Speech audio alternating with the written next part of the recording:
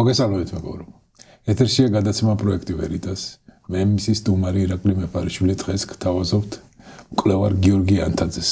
რომელიც გახლავთ GeoCases მკვლევარი და ინიციატივა ჯერ საქართველოს თანადამფუძნებელი. კი ბატონო, მადლობა მოწვევისთვის. კვალიფიციური სტუმარი გყავს, ხოლო მოვლენების საერთაშორისო არენაზე კი ძალიან ცხელი. და საჭიროა ალბათ საინტერესო ანალიზი და გაშლას. ესე დინამიური საერთაშორისო ურთიერთობების რაღაცა ავანის სცენა მგონი დიდი ხანი არ ქონია, ხო?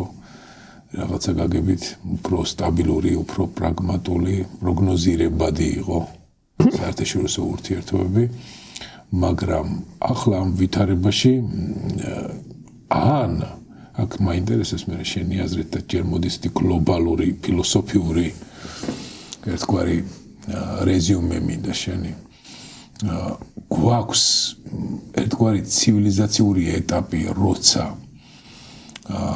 რაღაცა კულტურულმა მნიშვნელობებმა, როგორც არის ლიბერალიზმის, ლიბერალური საერთაშორისო ურთიერთობების სისტემამ შექმნა საწინააღმდეგო პოლუსები და საწინააღმდეგო პოლუსების ერთგვარი რაღაცა ტალღა გვაქვს ახლა და ეს ტალღა უნდა გადაილახოს, რომ ესეც მოძველდეს და შემდეგ ახალი ისევ დაიბადოს თუ რაღაცა სუბიექტური ფაქტორები გვაქვს, რომელიც შექმნა კერძო და კონკრეტულმა სუბიექტებმა, რომლის პრეზიდენტობის ვადაშიც გვაქვს ესეთი ინტენსიური, არაპროგნოზირებადი, შეიძლება ირაციონალური საერთაშორისო ურთიერთობებიც და შეიძლება ეს დასრულდეს მასთან ერთად. შენ როგორ ფიქრობ? ძალიან საინტერესო შეკითხვები დასვი. კიდევ ერთხელ მადლობა მოწვევისთვის, მივესალმები ჩვენს მაყურებელს. ფაქტობრივად ეს შეკითხვები შეიძლება განისაზღვროს როგორც ახლა ფუნდამენტური მნიშვნელობის მატარებელი, იმიტომ რომ ფაქტობრივად დედამიწის მასშტაბით მიმდინარე მოვლენების ახსნის გასაღები შეიძლება იყოს პასუხები ამ შეკითხვაზე. ცით რაც შეეხება პიროვნების გავლენის როლს, აქედან დავიწყებდი, მე მაინც ესე შევხედავდი, რომ გნებად საერთაშორისო ურთიერთობების თვალსაჩინო, გნებად გეოპოლიტიკური თეორიების თვალსაჩინო მაინც ჩვენს ეპოქაში მთავარი აქტორები არის სახელმწიფოები.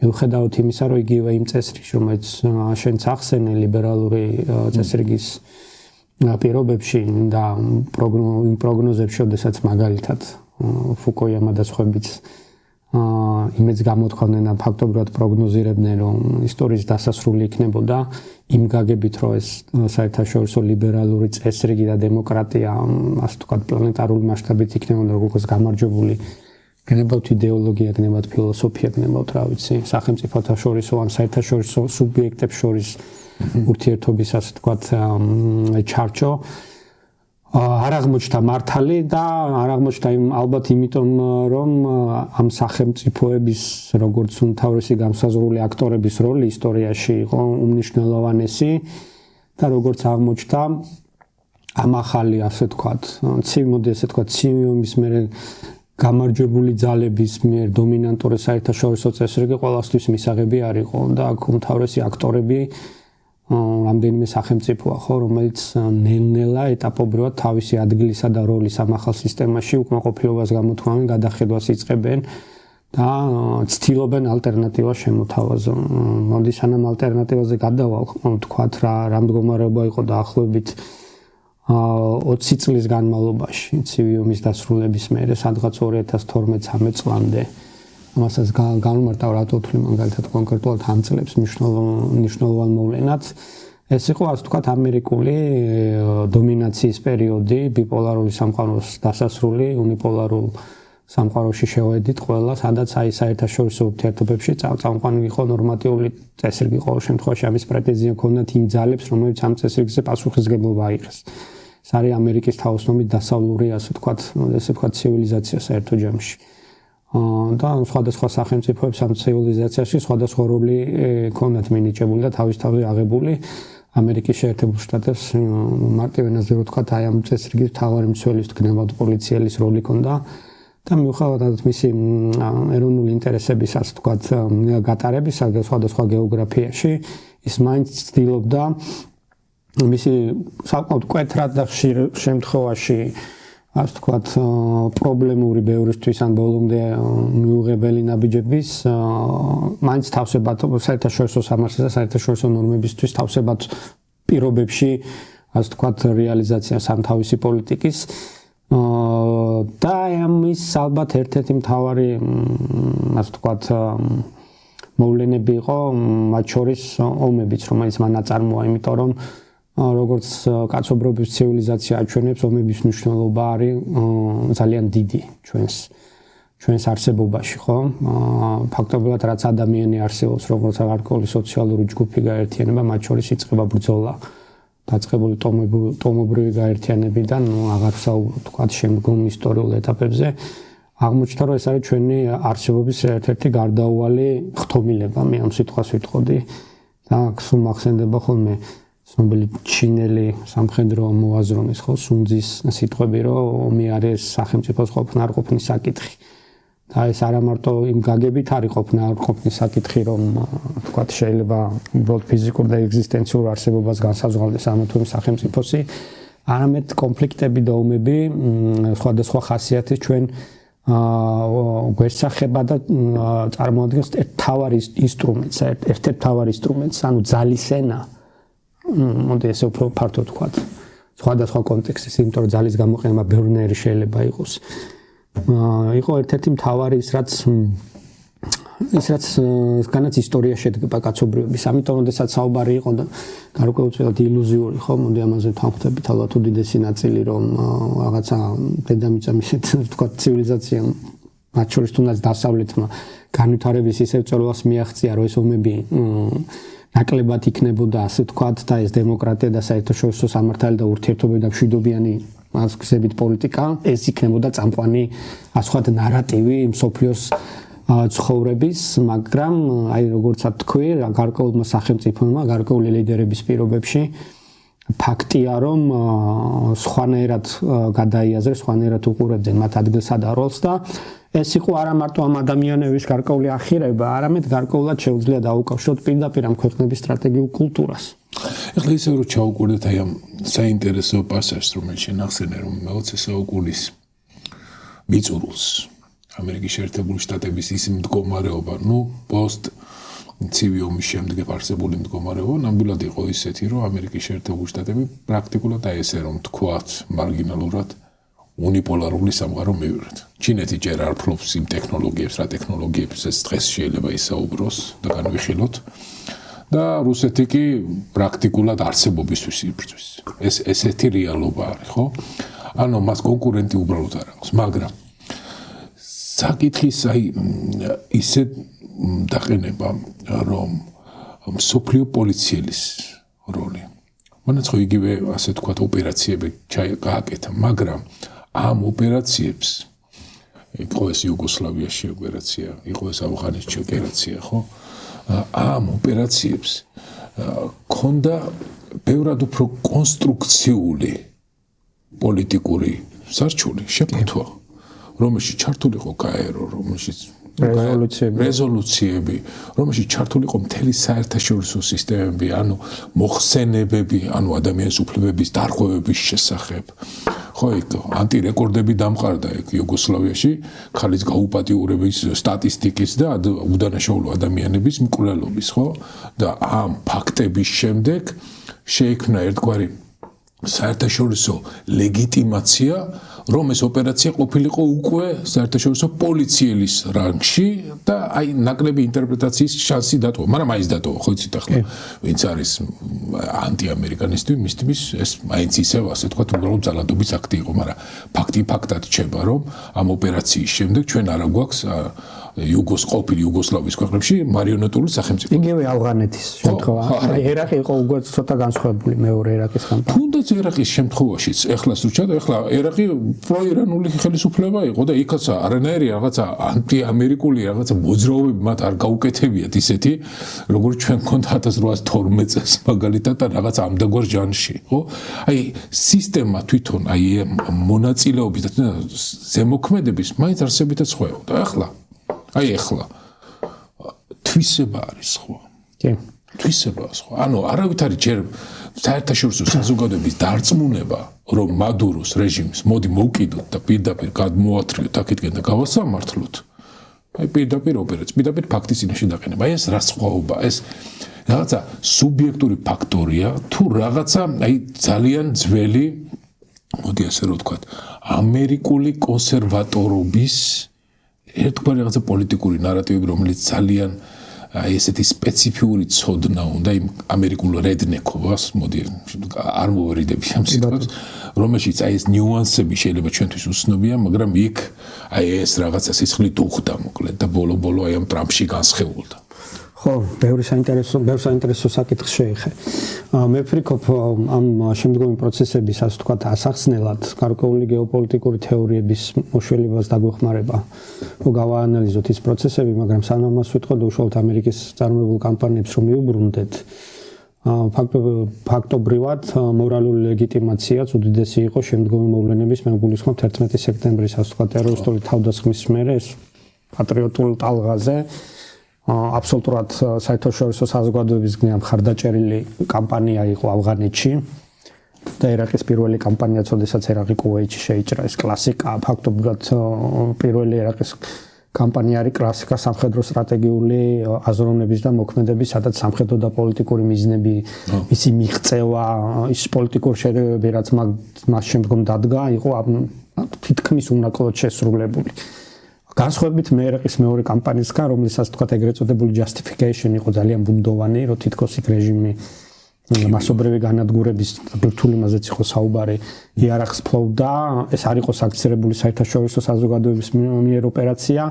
ევროპული წამყვანი ძალებიც ფაქტობრივად კონტინენტური ყოველ შემთხვევაში ხას არ უჭერდნენ, თუ დიდ ბრიტანეთს არ ჩავთვლით და საბოლოო ჯამში ამ ისტორიამ ისეთი განვითარება ჰპოვა, რომ შემდგომა გამოძიებებმა აჩვენა, რომ აბსოლუტურად ცრუ ჩვენებებს ეფუძნებოდა თქვათ ერაყელი ოფიცრის, რომელიც ასე თქვათ რეჟიმისგან გაქცევას ცდილობდა და ყველაფერის ამერიკისთვის სასარგებლო ყველაფერს ისაუბრებდა, ოღონდ თქვათ მისი ინტერესები ყოფილიყო დაცული. შემდგომ წლებში ამაში ამ თემაზე მთელი რიგი კომისიები იყო ჩატარებული ამერიკის შეერთებულ შტატებში. ისე მოხდა, რომ მე ვიცნობდი გავიცანი ადამიანი, რომელიც იყო მაშინ დაზვერვის კომიტეტის აპარატის უფროსი კომისიის, რომელიც პროსტა სენატში, რომელიც აი ამ თემას სწავლობდა და მასთან საუბარშიც კიდევ ერთხელ მას დამიდასტურა, რომ ფაქტობრივად ეს მიზეზი, რომელიც მაშინ გამოყენებული იყო ფაბრიკაცია რეალურად, სრულ ჩვენებებზე დაყრდნობილი და აქ ეს იყო მომენტი, როდესაც სხვადასხვა ანტიამერიკული განწყობა მას დაიწყო აღმოსვლა, მათ შორის ევროპაში. ეკია რა რაბოსატანია თითქოს, მაგრამ კარგად ჩანს კულტურული ფაქტორი, სიმფსონების ერთ-ერთი სერია მახსენდება დაახლოებით ამ პერიოდში, სადაც აი ზუსტად ეს ერაყის გამო ხო ევროპაში ამერიკელების მიმართ შეცვლილი დამოკიდებულება ნაჩვენები იმდენად შეიგრძნობოდეს უკვე ამერიკულ საზოგადოებაშიც, რომ ამ ცნობილ ასე თქვა მულტსერიალშიც ეს თემატიკა წინ წამოვიდა. რაც შეეხება ამომების მნიშვნელობას, ერაყის მეორე კამპანია და ავღანეთიც რატო გახდა პრობლემური? იმიტომ რომ კლასიკური გაგებით ნებისმიერი სამხედრო კამპანიის დაწყების წინ შემდგომ კაფეოდ ქონდეს გააზრებული არსებულ ცვლილებას, რომ წყვიტავ რომ სამხედრო გზით უნდა შეცვალო, როგორ ახალ მშვიდობას მიიღებ. ანუ სამხედრო ინსტრუმენტი ეს ხო არის ომი ხო პოლიტიკის გაგრძელება, სხვა ხერხებით ის ესწრაფის თავის იდეალში უნდა ესწრაფოდეს მიუღებელი არსებული მშვიდობის სამხედრო გზით ისე ტრანსფორმაციას, რომ დააყენო ახალი მშვიდობა, რომელიც ახალ წესრიგს შექმნის. ორივე კამპანიის პირობებში ფაქტობრივად შეუძლებელი გახდა მყარი ახალი მშვიდობის ჩამოყალიბება, განსაკუთრებით ავღანეთის შემთხვევაში და თითქმის 3 ტრილიონი დახარჯული ამერიკული დოლარის მიუხედავად ჩვენ ნახეთ როგორ დასრულდა და შეიძლება ითქვას სამარცხვინოდ ფორმით მოხდა საერთოდ ავღანეთიდან გამოსვლა, ერაყში ვერ მოხდა მყარი პოლიტიკური სისტემის შექმნა, გაძლიერდა ირანული გავლენა, გაჩნდა დაეში, რაც კიდევ ერთხელ კარგად აჩვენებს, ანუ ეგრეთ წოდება ISIS-ს გულისხმობ, კიდევ კარგად აჩვენებს, რომ საერთაშორისო ურთიერთობებში ძალაუფლების ვაკუუმს, როგორც ბუნება, ვერ იტანს, ისე ვერ იტანს გეოპოლიტიკური სივრცეც და იმ გამონთავისუფლებულ ადგილას აი ესეთი აქტორი გამოჩნდა, რომელსაც ლამისა მთელი ცენტრალური რეგიონი თავისი კონტროლის ქვეშ, ასე თქვა, ძლივს გააჩერეს. წმინდა ადგილი არ რჩება. ხო. უპატრონოთ, ხო? ნამდვილად, ხო? ანუ ეს რისი მანიშნებელია, რომ ერთი მხრივ ამერიკის შეერთებული შტატები, რომელიც იყო პოლიციელის როლში და რომელიც იყო გარანტული იმ საერთაშორისო წესრიგში, ჩაეხვა ისეთ დიდ ომებში და ისეთი კამპანიები აწარმოა, სადაც ვერ უზრუნველყო ახალი პოლიტიკური ტრანსფორმაცია, ახალი მშვიდობის ისე დამყარება, რაც გაამყარებდა და შეინარჩუნებდა იმ საერთაშორისო წესრიგს, სადაც ის იყო გაბატონებული. ეს არის ძალიან მნიშვნელოვანი, იმიტომ რომ თუ შენ ამ ახალ ტრანსფორმაციას ვერ აღწევ, ანუ ამაში ასე ვთქვათ, ითქვიფები, რესურსების გალევა ხდება და მორალური და ფიზიკური ძალების შენი მატერიალური ხარჯებია და მორალური ნელ-ნელა შენი საზოგადოება. უკვე ნაკლებად უჩერს ხარს შენს ასე ვთქვათ, აგრესიულ კამპანიებს, ხო, ეს ამერიკამ რამდენჯერმე იწვნია თავის თავზე. აქაც ესე ძალიან მნიშვნელოვანი არის კლაუზევიცის ცნობილი ფუნდამენტური თეორია სამხედრო ყოველ შემთხვევაში დასავლური ცივილიზაციის სამხედრო თეორიიდან რომ ასე ვთქვათ მოვიმარჯვოთ, ის ეფუძნება სამი ეგრეთ წოდებული წმინდა სამების ურთიერთქმედებას. ეს არის არმია, მთავრობა, ხალხი, რომლებიც ომის ფუნდამენტურ მახასიათებლებს გამოხატავს დაპირისპირებლობას, შემთხვევითობას და მის ასე ვთქვათ საზრეს. ანუ მორალური ძალების მიმცემი ომისთვის არის ხალხი, დაპირისპირებლების გამახორციელებელი ყველა ომებში არის ვთქვათ ის სამხედრო ინსტრუმენტების ჯარი და მისი ვთქვათ რაციონალური გონიერი მთავრობები, გნებავთ სახელმწიფოები, რომლებიც ამ ომებს წარმართავენ. ამიტომ არის მაგალითად ეს კლაუზევიცის თეორია უნივერსალური იმ თვალსაზრისით, რომ ის ომის ბუნებას აღწევს კარგად და ეს ომის ბუნება უცვლელია ეპოქიდან ეპოქამდე. ამ სამი ფაქტორის გარეშე, ამ დაპირისპირების შემთხვევითობის აი ამ იმის გარეშე ფაქტობრივად ომები არ არსებობს, არა აქვს მნიშვნელობა შეხმლით იბრძვი.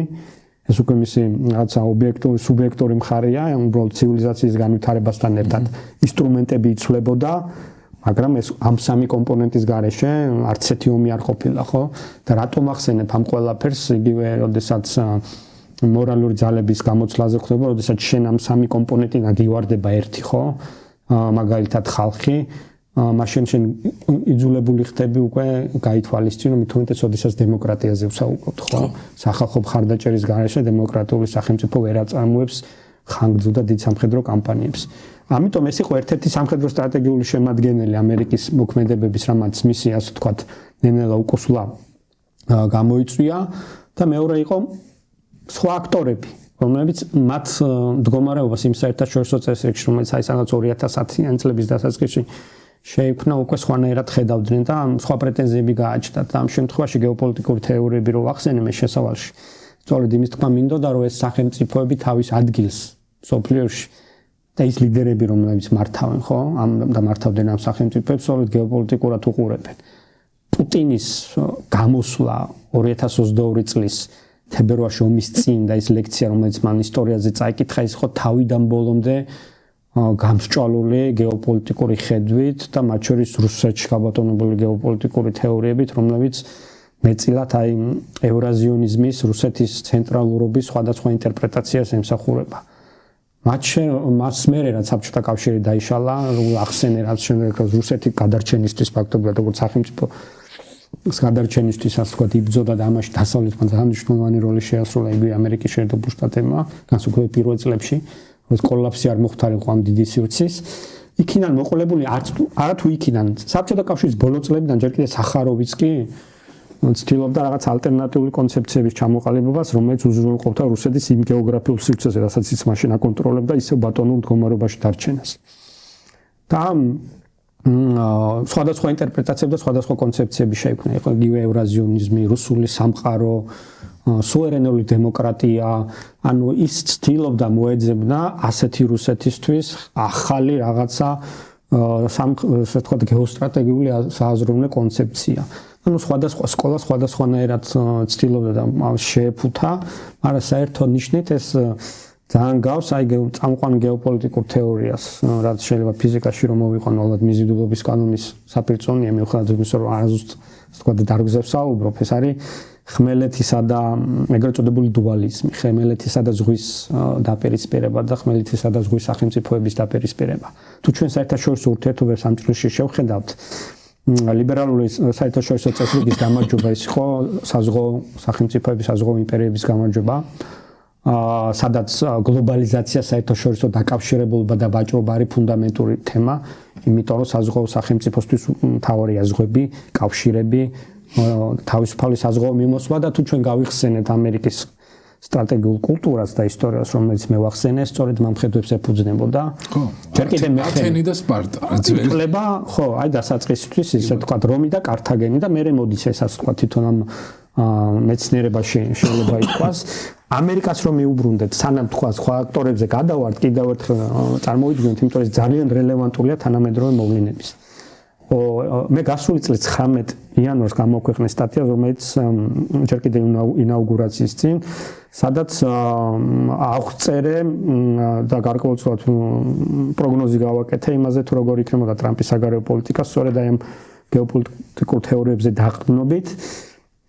რომ მონროს დოქტრინა იქნებოდა თქვა წამყვანი თემა, რომ მონროს დოქტრინა რას ეფუძნებოდა და მით უმეტეს მე ბოლო წლებში თვალს ვადევნებდი იმ ინტელექტუალურ ჯგუფებს, რომელიც ტრამპის გუნდის უკან არიან, ასე თქვა, ბექში, მაგრამ ისინი აყალიბებენ, ასე თქვა, საგარეო პოლიტიკას ალბათ ძნელად ნახავ ადამიანს, ვინც შეიძლება დაიჯერებს, რომ ხა თვითონ დონალდ ტრამპი არის ადამიანი, რომელიც გეოპოლიტიკურ საკითხებზე ამ ფიქრობს, ან რაღაც თეორიებს ამუშავებს, ან ასე შემდეგ, ხო, ანუ ეს რა თქმა უნდა ასე არ არის, მით უმეტეს ასე არ არის, ოდესაც ასეთ სახელმწიფოებზე საუბრობთ, ხო, იქ მთელი რიგი ანალიტიკური ცენტრები არის და ჯგუფები, რომლებიც ამ თემებს ამუშავებენ და რესპუბლიკური პარტიის უკან იყო ეს ჯგუფები, რომელმაც ძალიან 20-25-ის პროექტი, რომელიც ფაქტობრივად აი ეს მაგას და მთელი ამ ჯგუფის თქვა ტრაქტატი არის ყველა სფეროში, როგორი უნდა იყოს მათი მოქმედებები და როგორი უნდა იყოს ამერიკა, იყო მარათონის ინიციატივა ასეთი ჯგუფი ელბრიჯ კოლბი, რომელიც დღეს არის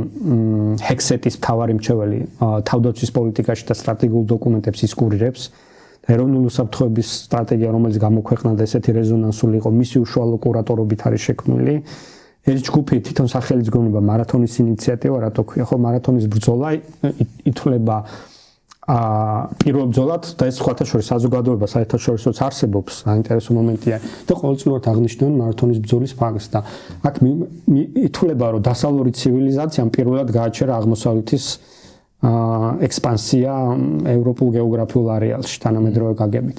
ანუ იქ გადარჩა პირველად დასავლური ცივილიზაცია, როდესაც ათენმა შეასრულა მარათონზე, ასე ვთქვათ, აი ამ ბრძოლის პირობებში და ეს აღნიშნება და ეს ჯგუფი იდეოლოგიურად გარკვეულწილად ატარებს ამ რაღაცა კონსერვატიულ, ქრისტიანულ, ევროპულ ძველი გაგებით თეთრი რასობრივის რაღაცა არა ნეგატიურ ჭრილში, არამედ აი რაღაცა თეთრი ევროპის ესეთი დომინანტური ისტორიული ტრადიციული ღირებულებების მნიშვნელობას უსვამს ხაზს და რატო ვიძახი, რომ ჩვენ გავიხსენოთ ვენსის განცხადებები, გავიხსენოთ კონცეფციაში პირდაპირ ჩანაწებრო ევროპა იღუპება. ხო, ანუ ეს ძალიან მნიშვნელოვანი არის. გიორგი, აი აქ ერთი საინტერესო მომენტი მინდა ჩავრთო შენ მსჯელობაში, როცა შენ კლაუზევიცის სამი ნაწილისგან შემდგარი ერთგვარი არსობრივი სისტემა წარმოადგინე და იქ მთავარი ერთ-ერთი კომპონენტი არის ხალხი. ხალხი, რომელიც აი ამ პოლიტიკური ცხოვრების მორალურ განზომილებას ქმნის და იმ წესრიგს აყალიბებს. და ეს სისტემა რაოდენ მნიშვნელოვანიც იყო ამერიკის შეერთებულ შტატებში, განსაზღვრავდა ამერიკის შეერთებული შტატების დემოკრატიულობასაც და მისი პოლიტიკის არსებითაც ზნეობრიობას. მაგრამ გამომდინარე ახლა ამ არსებული ვითარებიდან იქნება ვითარება, ან იქნება შტაბეშტილება, ხო, რომ ეს ხალხი არ გვიგნდა ჩვენ. ანუ ახლა ეს ძალიან კომიკურიც კი ჟღერს, რა თქმა უნდა, ეს გრენლანდია გვინდა და კეთკენ ნიკა არ ვიცი, ზოგი რაღაცა ძალიან კომიკური განცხადებები, მაგრამ ამ კომიკურ განცხადებებს, რა თქმა უნდა, ესეთი სპონტანური წამონასროლი ეს არ არის, ხო, ეს ხო არ არის ისეთი აზრი, რომელიც სამგზელოში მოუვიდა და უშუალოდ რამ. შეიძლება მართლა ასეთ პრეზენტაციას ახდენს, რომ ესე ამბობს, მაგრამ ვიღაცას ნაფიქრი აქვს. ხო და ეს ისეთი განცხადებები, რომელიც არსებითაც შეუძლებელია შეუთავსო ხალხს. იმიტომ რომ ამერიკული საზოგადოება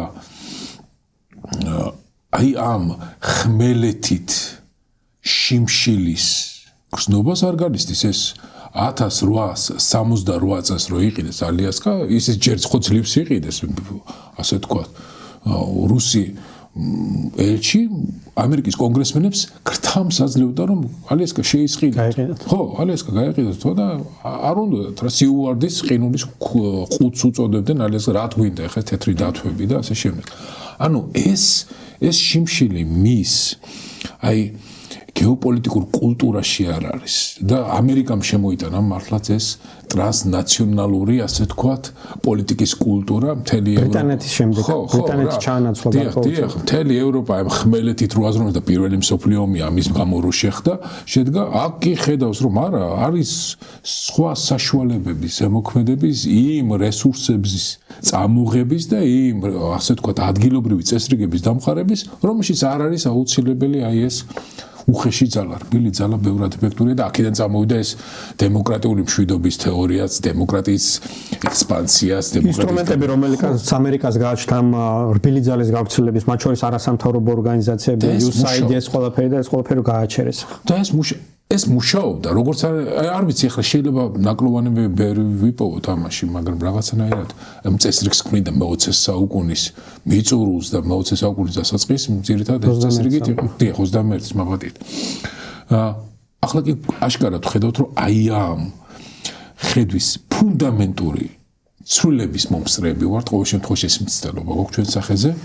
და ამ ცდელობაში აი აღარ ჯდებათ ფორმულაში დემოკრატია. შევეცადოთ გავშალოთ ეს თემა და ნაბიჯ მივიდეთ, მაგრამ ყოველ შემთხვევაში ისე მე როგორც მე ვხედავ ამას. თემა რო გავაგრძელო, მე-19 საუკუნიდან რატო არის ახლა მნიშვნელოვანი და რატო უნდა მივიდეთ ისე მონროს დოქტრინასთან, მით უმეტეს ეს დონროს ახლა იძახიან დონროს დოქტრინა დონალდის გამო და ასე შემდეგ. საიდან მოდის ეს ყველაფერი და იგივე გრენლანდია და მე მიუბრუნდებით მივალთ ისევ ხალხთან აუცილებლად. მე-19 საუკუნეში უკვე ამ აღმასვლის პერიოდში ამერიკის შეერთებულ შტატებში იგივე ალფრედ მეხენი არის, რომელიც აი ამ საზღვაო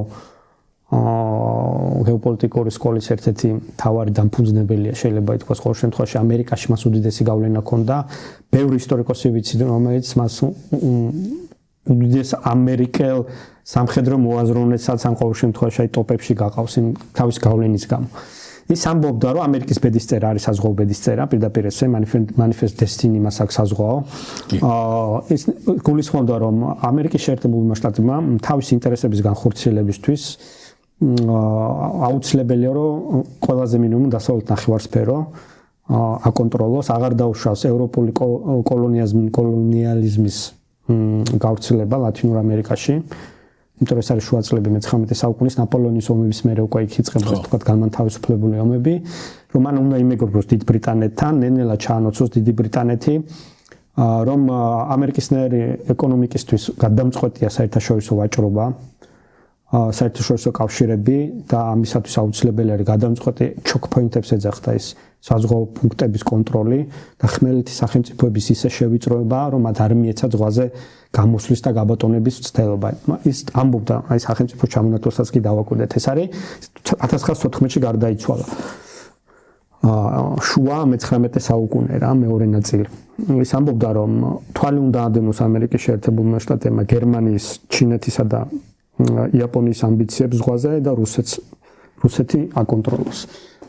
ვინაიდან თუ ისინი თქვათ გარკვეულად გადაჯგუფდებიან ან შეეცდებიან ასე თქვათ საკუთარი იმპერიული ამბიციების რეალიზაციას, ისინი აუცილებლად დაუპირისპირდებიან ამერიკის თქვათ ეროვნულ ინტერესებს და საერთო ჯამში ასეც მოხდა ძალიან მალე. თქვათ იაპონიის, გერმანიისა და საბჭოთა კავშირის ასე თქვათ დამეგობრება მეორე მსოფლიო ომში კი ამოაყირა დასავლური ცივილიზაცია, ხო ეს საზღვაო ბლოკი ანგლო-საქსონურ სამყაროს დუგინს უყვარს ეს ტერმინი ხოლმე. რომელიც კინაღამ დამარცხდა ამ ომში, რომ არა ისევ გერმანიისა და საბჭოთა კავშირის დაპირისპირება კაც არის ამოხდებოდა. პირველ მსოფლიო ომშიც გერმანიის ამბიციები და ასე ვთქვათ მისი აღზევება ასევე გასათვალისწინებელია გერმანიაზე რა ხავს ალბათ ადმირტიპიცის ხედვები ფაქტობრივად მეხენის ხედვებს ეფუძნებოდა და ეს ცნობილი არის. რომ ის ასე ვთქვათ აპოლოგეტი იყო გარკვეულწილად აი მისი ხედვების და ამიტომ ცდილობდა კიდევ ყველანაირად თუ გერმანია ზღვაზეც ესე გამოსულიყო და გაძლიერებულიყო და მეხენი იყო მონროს ძალიან დიდი გულშემატკივარი მხარდაჭერი და იდეოლოგიური ასე ვთქვათ მეგობარი შეიძლება ითქვას. მე-20 საუკუნის მოვლენების შემდეგ, ანუ ფაქტობრივად ცივი ომის დასრულების შემდეგ საზღვაო ძლიერების პიკს მიაღწია ამერიკის შეერთებულ შტატებმა და თუ დავხედავთ ამ ხელმელეთის სახელმწიფოების, რომლებიც დარჩნენ ამის შედეგად, ისინი დღემდე ფაქტობრივად საზღვაო ბლოკადაში არიან, უბრალოდ არა იმ გაგებით, რომ ვინმე უშლის მიმოქცევას, მაგრამ სამხედრო საზღვაო ბაზების განლაგებას რო შევხედოთ ამერიკის შეერთებულ შტატების და დიდი ბრიტანეთის მათ შორის ინდოეთის ოკეანეში, ეს არის მაგალითად იგივე ჩინეთის გარშემო რკალი.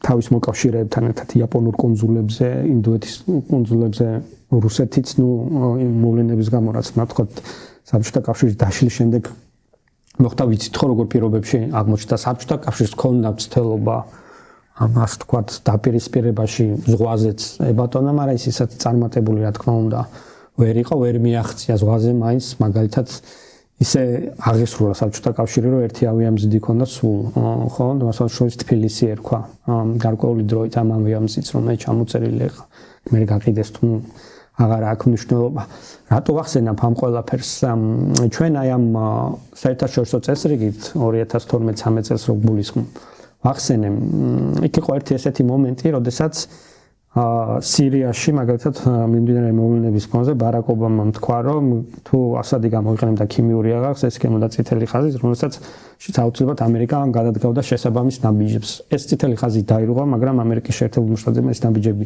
არ გადადგა პოლიციელი დარჩა უმოქმედო და ეს ითვლება რომ ძალიან ცუდად იქნა გამოყენებული აქტორების მიერ რომლებიც ამ კონფლიქტში იყვნენ ჩართული და ეს არის პერიოდი, როდესაც მათ შორის არსებული საერთაშორისო წესრიგით უკმაყოფილო სახელმწიფოები იკავებენ ამ გამონთავისუფლებელ არეალს აი ამ წლებში იმ რეგიონში. რუსეთი შემოდის იქ, პირდაპირ გარანტორი და ირანთან ერთად ასადის რეჟიმის ასე ვთქვათ, რეჟიმის სტაბილიზაციას უზრუნველყოფენ, სამხედრო ბაზებს ხსნიან, ბრუნდებიან ხმელთაშუა ზღვაში, პორტში, აფრიკის საქმეებში ერევიან და ასე შემდეგ. სანამ ამას ასე ვთქვათ, მეუბრუნდებოდა ისევ შენს კითხვას დაუბრუნდები ამ უკან დახევის პერიოდში ამერიკამ თან ეკონომიკურ თვალსაზრისით აღმოაჩინა რომ მისი ინდუსტრიული ძლიერება, ეკონომიკური ძლიერება ფაქტობრივად ნელ-ნელა ქვეყნის გარეთ იყო გასული, ხო? და ამით პირველ რიგში ამ დასავლური ტექნოლოგიებით მოპარულით, დაკოპირებულით თუ ლეგალური გზებით მოპოვებულმა, რა თქმა უნდა, ჩინეთმა ისარგებლა და აქ მიგდეორ უკვე ხალხთან ამერიკის შეერთებულ შტატებთან ამ განაპირობა ტრამპის ფენომენის გაჩენა საერთოდ 2010-იანი წლების შუაში უკვე ძალიან მკვეთრად პოლარიზებული ხდა ამერიკული საზოგადოება ამ ტრადიციული ინდუსტრიული ცენტრალური რაიონების ქალაქები რომლებიც ნელ-ნელა დაცლა დაიწყო ხო ამ ტრადიციული დარგების გატანა მოხდა ქვეყნიდან მთელი რიგი თქვა საშუალო და დაბალი კლასი ასე თქვა სამუშაო ფაქტობრივად ახალ ეკონომიკის პირობებში მნიშვნელოვანი გამოწვევების წინაშე აღმოჩნდა ეს დეტროიტების ასე ვთქვათ ფაქტობრივად სიკვდილი სამანქანო ეს ინდუსტრიები ანუ ეს მთელი დარგები რომელიც აი ინდუსტრიულად ამერიკას ასე ვთქვათ ჰეგემონიას განსაზღვრავდა ეს ძალიან მწვავედ აისახა მოსახლეობაზე და ნუ ამას მე თან დაერთო რომ ეს ნაწილობრივ ემიგრაციის ბრალი იყო რომ ემიგრანტები რომ ეს რა ვთქვათ მემარცხენე ლიბერალური დღის წესრიგი რომელიც ქალაქებში იყო პირველ რიგში წინა პლანზე ამერიკის შეერთებულ შტატებში დღემდე ასე არის რა ქვია ამ პროცესებს ხელს უწყობდა და მთელი რიგი საკითხები და აქ რაღაცა აუთსაიდერ და რესპუბლიკური ტრადიციული რესპუბლიკური პარტია რომელიც აი კონსერვატული იდეალების მატარებული იყო აი ამის ფონზე გარკვეულ კრიზისში იყო და აი გამოჩნდა ტრამპის ფიგურა რომელიც აი გარედან მოსული ადამიანის რომელიც დაიწყო აი ამ ადამიანებთან საუბარი და მათ ეხმიანებოდა იმ რიტორიკაში და რომ რეიტინგები და გამოკითხვებით ნელ აღმოაჩინეს რომ მისი ასე ვთქვათ პარტიულ დღის წესრიგში შემოსვლით რესპუბლიკელების შანსები ერთიორად იზრდებოდა და აბსოლუტურად მოულოდნელიც აღმოჩნდა ბევრისთვის მისი გამარჯვება 2016 წელს და გვახსოვს ხო ის დაპირებები რასაც პირდებოდა ამერიკას რომ ის წარმოებას დააბრუნებს და ნუ აი ხელახლა დაიბადება ამერიკული ინდუსტრიები მაგრამ ამ ყველაფერთან ერთად პარალელურად ამერიკულ შეერთებულ შტატებში აღმოაჩინა რომ იგივე წმინდა ასე ვთქვათ ტრადიციული ეროვნული ძალაუფლების ინსტრუმენტები რაც არასაზრდად ფუძნება იგივე ამერიკული სკოლა დეფინიციები რაც არის დიპლომატია სამხედრო ეკონომიკური იდეოლოგიური თუ დემოგრაფიული ფაქტორები მნიშვნელოვანი სისუსტეები გააჩნია უკვე 2000-იან წლებში თქვა აი ამ პერიოდისთვის ჩინეთთან მიმართებაში. COVID პანდემიამ აჩვენა, რომ მთელი რიგი მიწოდების ჯაჭვები არის კრიტიკული ინფრასტრუქტურის შემადგენელ ნაწილზეც საუბრობ, აი კრიტიკული ინფრასტრუქტურა რაც გულისხმობს არის მთელი რიგი მიმართულება, რაც სახელმწიფოს ნორმალურ არსებობას უზრუნველყოფს მისი ეკონომიკური და სხვა სექტორების. აღმოაჩინეს, რომ ელემენტარულად რამდენიმე ანტიბიოტიკი, რომელიც განსაკუთრებული საჭიროებების ადამიანებს ჭირდებოდა ამერიკაში, საერთოდ აღარ იწარმოება ამერიკაში, მთლიანად ჩინეთის მომარაგებაზე იყო დამოკიდებული და მთელი რიგი პრობლემები შეექმნათ. გაუჩერდათ ავტოინდუსტრია, 10,000-ობით მანქანები იდგა ჩიპების გარეშე. დღეს ჩიპი გეოპოლიტიკური ამაზე შეგვიძლია შემდგომ ვისაუბროთ, გეოპოლიტიკის ერთ-ერთი რესურსია მთავარი, ხო? აი ამ პერიოდში ხდება გადააზრება იმის, რომ ამერიკამ რაღაცა გარკვეული ხელიდან გაშვებული ინსტრუმენტები, რომელიც დაკარგა ამ პერიოდში, უკან უნდა დაიბრუნოს, როგორც მაღალი ტექნოლოგიების დარგში, ხელოვნური ინტელექტის დარგში, ჩიპების წარმოების დარგში, ისე ტრადიციული სამხედრო შეიარაღება. ამერიკა არ არის ამ მომენტისთვის, ისინი ამბობდნენ ღიად, ხანგრძლივი ომის წარმოებისთვის მზად, მათ შორის იმ თავარ დომინანტურ ძალასთან, რომელიც აი მეორე ბანაკს წარმოადგენს. და ამ შესაძლო ამ ასე თქვათ რეფორმების გატარებას მათი ხედვით, ყოველ შემთხვევაში აი კონსერვატიული ფლანგის ხედვით, უნდა ძალიან ხისტი მოქმედებები. და რიგ შემთხვევაში არატრადიციული ამერიკის სისტემისთვის გადაწყვეტილებების მიღება, რაც შეიძლება აი არსებულ check and balance-ის ტრადიციას, რომელიც ინსტიტუტებს შორის ამერიკაში არსებობდა, გარკვეულწილად არღვევს და მაგალითად სასამართლო ხელისუფლებაზე ესეთი თავდასხმა აგრესიული ტრამპის პირობებში ამის გამოძახილი არის. იქ საუბარის იყო ჯერ ჯერობით არ მომختარა, მე რამდენიც ვიცი არ გასულა ეს, რომ ისეთი საკანონმდებლო ცვლილებებიც კი მიიღო, რომელიც შედეგადაც სასამართლო გადაწყვეტილებებს აღარ ექნება სავალდებულო გავლენა პრეზიდენტის გადაწყვეტილებებს და ანუ გარკვეულწილად ესე იგი ამ სამი იმიდან რაც ჩვენ ვახსენეთ, ხო? პრეზიდენტის ამ ერთი ხელისუფლების შტო ხდება დომინანტური, რაც გარკვეულწილად რაღაცა ოლიგარქიული არასწორი სიტყვა ალბათ, მაგრამ აი რაღაცა ესეთი მართველი გუნდის წინაპლანზე წამოწევას გულისხმობს და ბალანსის ზრღვევას. ცოტა ავტოკრატიას. ხო, ავტოკრატიული სენტიმენტი აქვს ამ ყველაფერს და აი ამის გამოძახილია, რომ იგივე გრენლანდიაზე საუბარი საიდან დაიწყო. თუნდაც იგივე ბირთვული უსაფრთხოებისთვის და ტრამპის დაპირებები გაუხსნა გუშინას დაწერა ამ თემაზე, რომ სათანადო საჰაერო თავდაცვის უზრუნველყოფისთვის გრენლანდიას ძალიან დიდი მნიშვნელობა აქვს. დედამიწა რო წარმოვიდგინოთ, გრენლანდია მისი მდგომარეობის გამო სფეროსებური ასე ვთქვათ დედამიწა თავში რო შევხედოთ, ხო? არის თავში და იქით მხარეს არის ჩინეთი, რუსეთი, ის ძირითადი აქტორები, რომლისგანაც პოტენციურად ყველაზე მაღალი რისკია იგივე ბირთვული ბალისტიკური შეტევის და ბალისტიკური რაკეტების ტრაექტორია დედამიწის ფორმის გამო ყველაზე სწორი და მოკლე გადის სწორედ გრენლანდიის თავზე, როდესაც შენ აქედან ამერიკის შეერთებულ შტატებზე გინდა თავდასხმა. შესაბამისად, ცივი ომის დროს იქ იყო ძალიან დიდი ინფრასტრუქტურა ამერიკული, აი მიმართულებით, მერე დაიშალა. და ეხლა ხელახლა უყურებენ ისინი, რომ მათ ხელახლა ჭირდებათ იქ სამხედრო ყოფნა. სწორედ ამის გამო და ამასთან ერთად რამდენიმე წლის წინ, აი ბოლო წლებში მოვლენები, რომ გრენლანდიის ხელისუფლება იქ საკუთარი ეკონომიკური ინტერესების გამო ცდილობდა აეროპორტის გაფართოებას, იმიტომ რომ იქ წარმოვიდგინოთ ძალიან პატარა მოსახლეობა და აეროპორტის შესაბამისი არის, მაგრამ მათ მოთხოვნებს უკვე ვეღარ აკმაყოფილებდა და ვინ გამოჩნდა რა თქმა უნდა, სულ ჩინეთი. თან ამის ფონზე ჩვენ ვიცით, რომ გლობალური დათბობის გამო ეს ჩრდილოყინულოვანი მარშრუტები ეკონომიკისა და ვაჭრობის უფრო და უფრო ხელმისაწვდომი ხდება, ხო? და ფაქტობრივად დელეგაცია უკვე ჩასულიც იყო გრენლანდიის, ან მოლაპარაკებები ფინალურ ეტაპზე იყო, რომ ჩინური კომპანიები უნდა შემოსულიყვნენ და ეშენებინათ და ხშირ შემთხვევაში ჩინური კომპანიების შემოსვლას და ინფრასტრუქტურის შემოსვლას თანახლავს, რა თქმა უნდა, მათი ინტერესების იქნება სადაზვერვო თუ უბრალოდ სახელმწიფო ეკონომიკური და ასე შემდეგ და ამერიკამ ამას თქვათ აი ბოლო მომენტში ჩაშალა ეს ხელშეკრულება. იმიტომ რომ ფაქტობრივად უკანა ეზოში შემოდიოდა ჩინეთი თავისი ეკონომიკური და პოტენციურად რაღაც სამხედრო სადაზვერვო გავლენებითაც. და ამას მოყვა მერე თქვათ საკონსულოს გააქტიურობა, გახსნა ამერიკის შეერთებული შტატების და ეხლა ეს გრენლანდიის თემა ესე წინაპლანზე წამოვიდა, ამიტომ არ არის ტრამპის ახირება, ბუნებრივად ტრამპს საერთოდ არ დაესიმზვრებოდა აი ჯგუფები, რომელიც მე ვახსენე მანამ. ეს ხალხი ამ თემებს ამუშავებდა ბოლო წლებში. ეს ხდება 2020-დან ფაქტობრივად 2024 წამდე, როდესაც აქტიურად ხდება ამ თემების გაშლა, იმიტომ რომ აი პანდემიამ ძალიან ბევრი მიმართულებით აჩვენა მათი მოწყვლადობა. მერე უკრაინის ომმა აჩვენა ზარმაზარი გახარჯვა. სამხედრო შეიარაღების და მათ დაინახეს რომ დიდ დაპირისპირებაში და თუ ეს დაპირისპირება გახანგრძლივდა სერიოზული საწარმოო სიმძლავრეები გინდა რომ შენმა სახელმწიფო უზრუნველყოს შენი შეიარაღებული ძალა. ამაზე დიდი ხარჯები ხო გაწიეს ავღანეთში, მაგრამ მაგაშია საქმე. აი აქ უკვე არსებული პროგნოზიდან გამომდინარე უკვე გაითვალისწინეს რომ არა აი ამ სიღრმეში ჩვენ არ ჩავალთ. ამიტომაც აღარ ძალიან პრაგმატულად უყურებენ, აღარ მიდიან სხვათა შორის ჰექსეტმა, აი რომ კონცეფცია რომ გამოქვეყნდა ეროვნული უსაფრთხოების სტრატეგია რომ გამოქვეყნდა მეორე დღეს იყო რეიგანის სახელობის თავდაცვის ფორუმი. სამ მთელი ფაქტობრივად მთელი გუნდი იყო ტრამპის წარმოდგენელი, პირველ რიგში ჰექსეტი რომელიც სიტყვით გამოვიდა და იქ თავისი რომ მან ბევრი ისაუბრა, ჩემი ერთ-ერთი საყვარელი ეს თქვა მოაზროვნე სამხედრო სტრატეგიული თვალსაზრისით, სამხედრო პოლიტიკური თვალსაზრისით კასპერ ვეინბერგერის დოქტრინა ახსნა, რომელიც იყო რეიგანის თავდაცვის მინისტრი გარკვეულ წლებში. მან ჩამოყალიბა ტრავმატული ვიეტნამური გამოცდილების ფონზე პრინციპები, რომლის განსაზღვრას როდის უნდა შედიოდეს ამერიკის შეერთებული შტატები ან ნებისმიერი სახელმწიფო ომში.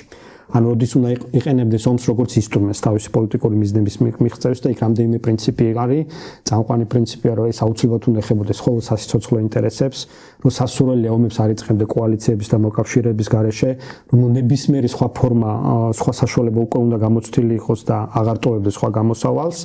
და უნდა ჩაერთო ისე დროს და იმ დაგვარი ძალებით, რაც გარანტირებულ გამარჯვებას უზრუნველყოფს. ამ პრინციპებს მოკლედ რო თქვა, ამ პრინციპებს მივიყვანთ იგივე ერაყის კამპანიასთან, ხო, იმიტომ არის, რომ თქვი მე რომ ეს კლასიკურ მაგალითად ითვლება ერაყის პირველი კამპანია, სადაც ყველა ეს კომპონენტი, რაც მე ჩამოთვალე იდეალურად იყო. მაგრამ აი ერაყის შემთხვევაში, ავღანეთის შემთხვევაში თავარი ფაქტორი ერთ-ერთი ახალი მშვიდობა. ანუ რას ტოვებ, აი ეს კომპონენტი ამოვარდნილი იყო იქ პრინციპებში პირდაპირ ნათქვამი რომ მკვეთრად უნდა ქონდეს განსაზღვრული რისი მიღწევა გინდა. ეს არ მოხერხდა. და ჰექსეტი თავის სიტყვაში დავამთავრებ. ძალიან ბევრი ისაუბრა ვაინბერგერზე. ეს რას ნიშნავს რომ ეს ინტელექტუალური ცოდნა ამ ჯგუფებში ამ ხა მინისტრია ხო ჩვენ ხო ვიცით მინისტრის სპიჩები როგორ მზადდება. ეს ამ ყველაფერს დიდი ალბათობით უმრავლეს შემთხვევაში თუ რაღაც განსაკუთრებული ინტელექტუალი არა თვითონ არ წერს. მას აპარატმა მოუმზადა ეს ამ აპარატის უკან მისი ანალიტიკური უჯრედებია რა შუაში არის მაშინ საიდან მოვიდა ისე ვაინბერგერი ხო ამ პრინციპების მე ასე თქვა უნდა ველოდეთ ესე იგი მათ აპლიკაციას რეალურ ცხოვრებაში და ის რაც ვენესუელაში გააკეთეს ამის ნათელი მაგალითია მე ამიტომ არ მქონდა ინტერვენციის მოლოდინი რომ სამხედროს შეჭრა და რაღაც უაზრობაში რაც შეიძლება ვერ გამოხვიდე დიდი ალბათობით ეს გუნდი არ გააკეთებდა და არც გააკეთა და იმ ხალხის მოლოდინების საპირისპიროთაც ვისაც კი რეჟიმ ჩენჯის და დემოკრატიზაციის იმედი ქონდა საუბარი დაიწყო რეჟიმის ნარჩენთან ხო მადურო თავი მოხადა ფაქტობრივად და დატოვა ის რეჟიმი და იმასთან არ წარმოებს მოლაპარაკებებს ამერიკის ინტერესების გასატარებლად ეს ზუსტად იმას ნიშნავს რომ მან არ მოინდომა იგივე შეცდომის გამეორება რაც ერაყში და ავღანეთში ქონდა მათ პირდაპირ თქვეს რომ ამ ხალხის უკან გაწევის ალტერნატივა შეიძლება იყოს ქაოსი, ანუ პოლიტიკური ქაოსი ვენესუელაში, რომლის იმისათვის ჩვენ ახალი სისტემა ვერ შევქმნათ. ანუ ეს წარსულის გაკვეთილებზე ყურება შეიძლება ჩვენს არ მოგწონდეს. მორალური თვალსაზრისით სხვანაირად გულშემატკივრობდეთ, თუნდაც რა ვიცი ოპოზიციას ან ნებისმიერ საზოგადოებას, რომელიც დემოკრატიისთვის, თავისუფლებისთვის იბრძვის, მაგრამ ნუ საერთაშორისო ურთიერთობები და გეოპოლიტიკა უფრო მეტი რაციონალურად სხვა ჭრილში უყურებს ამას, ამიტომ მან ძალიან კარგად ესმით. ამიტომ იგივე მოლოდინი მაქვს ირანთან მიმართებაში. ხო, ირანამდე მინდა მივიდეთ ეს ისე უკრაინა რუსეთის დაპირისპირების ასე ვთქვათ მოტივები მინდა რომ ავხსნათ. იმიტომ რომ ყველა წინადადებაში, ნუ გვახსოვს ცოტა ესეთი აი ზედაპირზე ძალიან კომიკური ასე ვთქვათ შეხვედრები, მაგრამ სინამდვილეში მოტივების ბევრად უფრო ღრმა არის, ხო?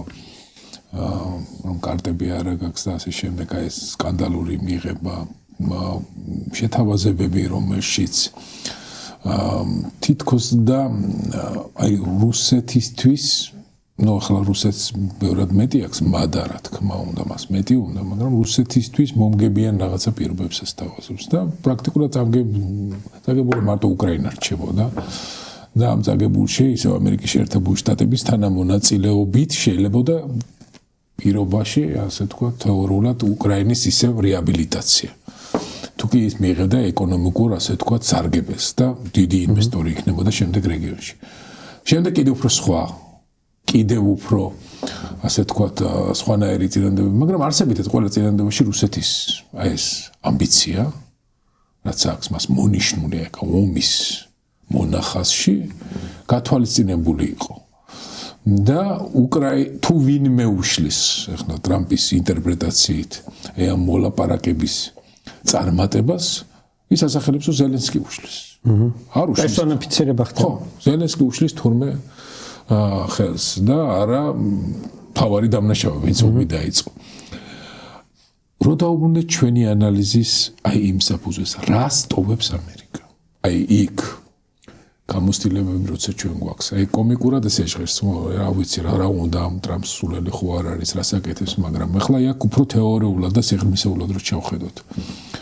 თუკი ერაყის კამპანიაში ამერიკის შეერთებულმა შტატებმა მიიღო გამოსtildeება, რომ აი ამ სრული ინტერვენციით, სრული ჩართულობით ვერ მიიღო შედეგები, მივიღეთ ერაყი, რომელიც პროირანული მიმართულების იყო. ავღანეთში მივიღეთ ავღანეთი, რომელიც აი ვირზე ამხედრებულმა რაღაცა თალიბანმა აბსოლუტურად შეუიარაღებელმა ბჭყალებში ცხადია. თუკი გავითვალისწინებთ რა შეიარაღებას დაუტოვეს, უბრალოდ მოახდინეს რეჟიმის შესვლა ყოველგვარი წინააღმდეგობის გარეშე. და აი აქ ჩვენ გვაქვს ესეთი ფაქტი, რომ ამერიკის თუნდაც აი ამ დახმარების პირობებში, რომელიც დახმარებაც არ არის საკმარისი იმისათვის, რომ უკრაინამ რაიმე წარმატებას მიაღწიოს, ჩვენ გვაქვს კონკრეტულად მოცემული ფაქტი, რომ რუსეთს არ შეუძლია მოიგოს ომი. ანუ ამ სტატუს-კვოს შენარჩუნებითაც რაღაცა კონკრეტული ამოცანა მაინც სრულდება. მაგრამ ამ სტატუს-კვოს შენარჩუნებაშიც რაღაცა ცოტა უცნაური ესეთი პოზიცია უკავია. პირობითად რომ მივიღოთ ის შეთანხმება, სადაც რუსეთი აღმოჩნდება რაღაცა, აი ეს მილიონი ადამიანი, რომელიც ან შეეწირა და აიჭრა თუ ასე შემდეგ, აი ეს ციფრი რომ გაწირა რაღაცა მიიღო. არ გაუჭირდება რუსებს ამისი ლეგიტიმაცია, როცა აი ამ რაღაცა 4 საქართველოს ხელა ტერიტორია შემოვიერთეთო იტყვიან და შემდეგ თესა ეს მეორე მსოფლიო ომის რაინდობას ხომ მითავდგეს, რომ 27 მილიონი დავკარგეთ, აქ ერთი დავკარგეთ და იქ დასავლეთი გვეუბნებოდა, თორე უკრაინა კი არა. ეს ძალიან მარტივია მათთვის ამას. ამომა უკვე გაასწრო ხანგრძლივობით. სამამულო ომს უკვე. რამდენიმე დღე. მაინც გააპროვებენ. ანუ არა, იქ არ შეიქმნება ამისი. თუ კი მან მართლაც აი ეს მონახაზი რაღაცა გაგებით მიიღო, პუტინის რეჟიმი აი ამის გამო არ იქნება პასუხისგებული. თავისი ხალხის წინაშე. ჩემი ვარაუდი ესეთია, ცხადია, თქვენ შეიძლება არ დამეთანხმოთ. მათ შორის საერთაშორისო ინსტიტუტების წინაშეც, რაც კიდევ ერთი სიგნალია ამ საერთაშორისო მიზნებს. ჰააგა, ხო, ჰააგის ზეგნილი მოდის. ჰააგის ზეგნილი, კი ბატონო. და აი რა სტოვებს მაშინ ამ შემთხვევაში? აი სტატია რო ვახსენე მე, რომელიც აი ინაუგურაციის წინა დღეს დავწერე მეთქი, იქონა ზუსტად იმაზე საუბარი, რომ ტრამპი აუცილებლად შეეცდომოდა რუსეთის გადარჩენას. პირდაპირ ეს სწორედ იმ ხედავს ეფუძნება, რაზედაც ვისაუბრე, რომ ბალანსისთვის იმ ძალებთან რუსეთის ტოტალური მარცხი ჩამოშლა მათ თვალში, ამ ჯგუფების თვალში ახმულია ძალიან დიდი რისკების შემცველი. იმიტომ რომ გეოგრაფიულად ძალიან დიდი ალბათობით თუ ესეთი კოლაფსი მოხდა, ნუ მინიმუმ აღმოსავლეთ ციმბირი გასაგებია, ვისაც დარჩება თავის უზარმაზარიანი რესურსებიანაო და ჩინური შრომითი, ასე ვთქვათ, ტრადიციის და კაპიტალის პირობებში დარწმუნებული ვიყოთ, რომ ისინი ამ რესურსებს 100-ჯერ უფრო ეფექტურად გამოიყენებენ, ვიდრე რუსები აყენებენ. აკეთებენ მიუხედავად იმისა, უკვე ძალიან ბევრი არის იქ ჩინური გავლენა. რამდენიმე მილიონი ჩინელი არის, როგორც ამბობენ აღმოსავლეთ რუსეთში. ამიტომ პლუს არის ბირთვული სახელმწიფო და მთელი სხვა რისკები და ეს ბალანსი, ასე ვთქვათ, მათ შორის ევროპასთან მიმართებაშიც და სხვა აქტორებთან, პირველ რიგში ჩინეთთან მიმართებაში, იმიტომ რომ ეს ჯგუფი, რომელიც მე ვახსენე, ჩინეთში აქცენტირებულია ცალსახად და რეალურად ასეც არის, არ არის საპირწონე რუსეთი არც ერთი პარამეტრით, არც ამერიკის და არც ჩინეთის, ხო, გარდა იმისა, რომ მას ბირთვული ის რა მოვიღოთ, ну არც ერთი პარამეტრით ის არ არის თანაბარ წონიანი მოთამაშე. და ძალიან კარგად ესმის, რომ თუ ვინმე გაიწევს საერთაშორისო დომინაციაზე, ეს პოტენციალი მხოლოდ ჩინეთს გააჩნია. რუსეთმა, რომელიც უკმაყოფილო იყო თავისი როლით, ბოლო აწლეულების განმავლობაში და სხვათა შორის ამ ომების ფონზე და გაძვირებული ნავთობის ფონზე, პუტინმა მოახერხა სწორედ აი 2000-იან წლებში სტაბილიზაცია რუსეთის ეკონომიკური აღმასვლის, ასე ვთქვათ, უზრუნველყოფა და გარკვეული სოციალური კონტრაქტის უზრუნველყოფა თავის მოსახლეობასთან, რომ თქვენ არ მოინდომოთ თავისუფლებასა და დემოკრატიას, მაგრამ მიიღეთ უსაკუთროდ მაღალ ეკონომიკურ, ასე ვთქვათ, დოვლას, სტაბილიზაციას 90-იანებისთან შედარებით გასაგებია ეს ხელამოს თქვა იყო ჩვეულებრივი რუსისთვის, ხო? ცხადი იყო და თვალშისაცემი იყო, ეხლა სად 2007 წლის რუსეთი და სად 97 წლის რუსეთი, ხო? ანუ ეს ხარდაჭერა მას ჰქონდა. პლუს ამას თავიანთ სტრატეგიულ დოკუმენტებში ისინი პირდაპირ წერდნენ, გამოთქვამდნენ უკმაყოფილებას მათი როლით და ადგილით საერთაშორისო ურთიერთობებში. და ზუსტად სირიის მოვლენებამდე ბოლო დოკუმენტებში ეს ძალიან მკაფიოდ იყო. პირდაპირ ამოცანა იყო იქ ესე წერია, შეგიძლიათ ნახოთ ახლა დღემდე, რომ რუსეთის ინტერესია, რომ ის დაბრუნდეს საერთაშორისო არენაზე როგორც თანაბრძოლიანი მოთამაშე, მისი პრესტიჟი არის შელახული. ზუსტად აი ამ სიტყვებით, ანუ უფრო თქვა რაღაცა გეოპოლიტიკური ეგოცენტრიზმი არის ამ ტექსტებში, რომ ანუ მიუხედავად იმისა, რომ ყველა პარამეტრით მე არა ვარ არც ამერიკის, არც ჩინეთის საპირწონე, მაგრამ მეც მინდა თანაბრად იგივე როლი შევასრულო. პლუს ამას ნებისმიერი რუსული კონცეფცია დაწყებული მე-19 საუკუნის მოაზროვნეებიდან, ავიც გუმილევიდან და სავიცკიდან და იმიდან ევრაზიონიზმის თუ ნებისმიერი სხვა ასე თქვათ თეორიები, რასაც მე დუგინი თავის ინტერპრეტაციებს უკეთებს თუ სხვა მოაზროვნეები ყველგან უკრაინის სივრცესაც აი ამას აქ გადამწყვეტი ნიშნობა არა მარტო მათთვის თვითონ ბზეჟინსკი შეგვიძლია გავიხსენოთ, სადაც ის ამბობს, რომ ვერ იარსებებს ვერანაირი რუსული პროექტი უკრაინულ მიწებზე კონტროლის გარეშე, ამიტომ რუსეთზე გავლენისთვის და რუსეთის გეოპოლიტიკური ამბიციების მოთოქვისთვის უკრაინის საკითხი არის გადამწყვეტი საკითხი, იმიტომ რომ საქართველოს ამიერკავკასია გასაგებია მაგალითისთვის ან ცენტრალური აზია მისი მნიშვნელობა გეოგრაფიული და ასე შემდეგ, მაგრამ ცივილიზაციური ნიშნით იმ ადამიანისთვის, რომელიც თავის თავს როგორ ჩანს მესამე რომის იმპერატორად ხედავს, ამაზე არაერთი მინიშნება ახაკეთებული ცარისტული მინიშნებების პუტინს გულისხმობ, ხო? მისთვის კიევის, რუსეთის და აი ამ სლავური ტერიტორიებზე რაღაცა ტიპის კონტროლის გარეშე არ არსებობს რა. ანანერი გეოპოლიტიკური თეორია, იმიტომ რომ რუსეთის პოლიტიკური კულტურა და სტრატეგიული კულტურა ვერ ამოვიდა იმპერიული აზროვნებიდან, რომელიც ძალიან გეოპოლიტიკურ მიდგომებს ეფუძნება მე-19 საუკუნისას ფაქტობრივად. როდესაც მათ გადაწყვიტა ამ საბოლოო ფინალური ნახტომის გაკეთება უკრაინას შეჭრის წინ, მან წაგვიკითხა ეს თავის ცნობილი ლექცია, სადაც ფაქტობრივად ეს პოსტულატები ჩამოთვალა და ასე ვთქვათ გამართლებას ცდილობდა ამ ომის რამ რუსული გადმოსახედიდან და მას ჰქონდა მწვანე დიდი ალბათობით ჩინეთიდან, იმიტომ რომ ვიცით ხო, ვიზიტით პეკინის ოლიმპიადის დროს ძალიან აქტიური იყო ეს ხელშეკრულება სტრატეგიული თანამშრომლობისა და ურთიერთობების ეს ყველაფერი მიუთითებდა, რომ იკვრებოდა ღერძი სახელმწიფოების, რომელიც აი ამ ამერიკული დაღმასვლის ფონზე საკუთარი მსოფლიო ხედვისა და ასე ვთქვათ ინტერპრეტაციის შემოტანა უნდათ ისევ. რუსეთი ამ შემთხვევაში არის მე-19 საუკუნის აი ესეთ იმაზე დაფუძნებული კლასიკური რაღაც გეოპოლიტიკური ხედვით გამსჭოლული ლიდერის პირობებში დგამს ამ ომის ნაბიჯი. ხა ის ომი როგორ წარიმართა, როგორი მოლოდინები ჰქონდა, სწრაფი გამარჯვება, ესე ხა სამხედრო სტრატეგიული საკითხებია და მაგას თავი დავანებოთ ამ შემთხვევაში. მაგრამ ფაქტია, რომ მისი მოლოდინები არ გამართლდა. მაგრამ მისი წარმოსახვით თუ ეს მოხდებოდა, ეს იქნებოდა ფინალური დათქმა იმ საერთაშორისო წესრიგზე, რომელსაც ახლა ყველა მისდირის.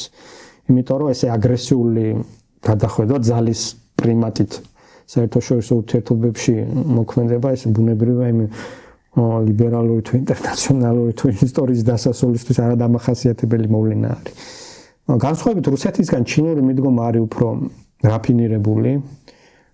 იგივე დეკლარირებულად საერთაშორისო ურთიერთობებში ისინი არ ყოფენ საერთაშორისო სამართლის ასე ვთქვათ პრინციპებს, მაგრამ ეს ძალიან მკაფიოდ ყველგან ხას უსვამენ, სხვადასხვა რანგში, სხვადასხვა მათი წარმომადგენლები საგარეო მინისტრი იქნება თქვათ 10 ეგრეთ წოდებული საგარეო კომიტეტის თავმჯდომარე გამოსვლებში, რომ კი შინეთი ხარს უჭერს საერთაშორისო სამართალს ამ პრინციპებს, ტერიტორიული მთლიანობის ურღვეობას, ჩაურევლობის საკითხს, მაგრამ აქვე არის ყოველთვის განმარტებული, რაც განასხვავებს ლიბერალური რა თქმა უნდა აზროვნებისაგან, რომ ადამიანების უფლებების განმარტება არის სხვადასხვა ცივილიზაციებში უნდა იყოს სხვადასხვანაირი, რომ სახელმწიფოებს უფლება აქვთ თავისთვის თვითონ განმარტონ რა არის ადამიანის ფუნდამენტური როგორი არის ადამიანის ფუნდამენტური ღირებულებები. ეს არის ძალიან მნიშვნელოვანი განმასხვავებელი თვისება ეს დეკლარირებულ დონეზე.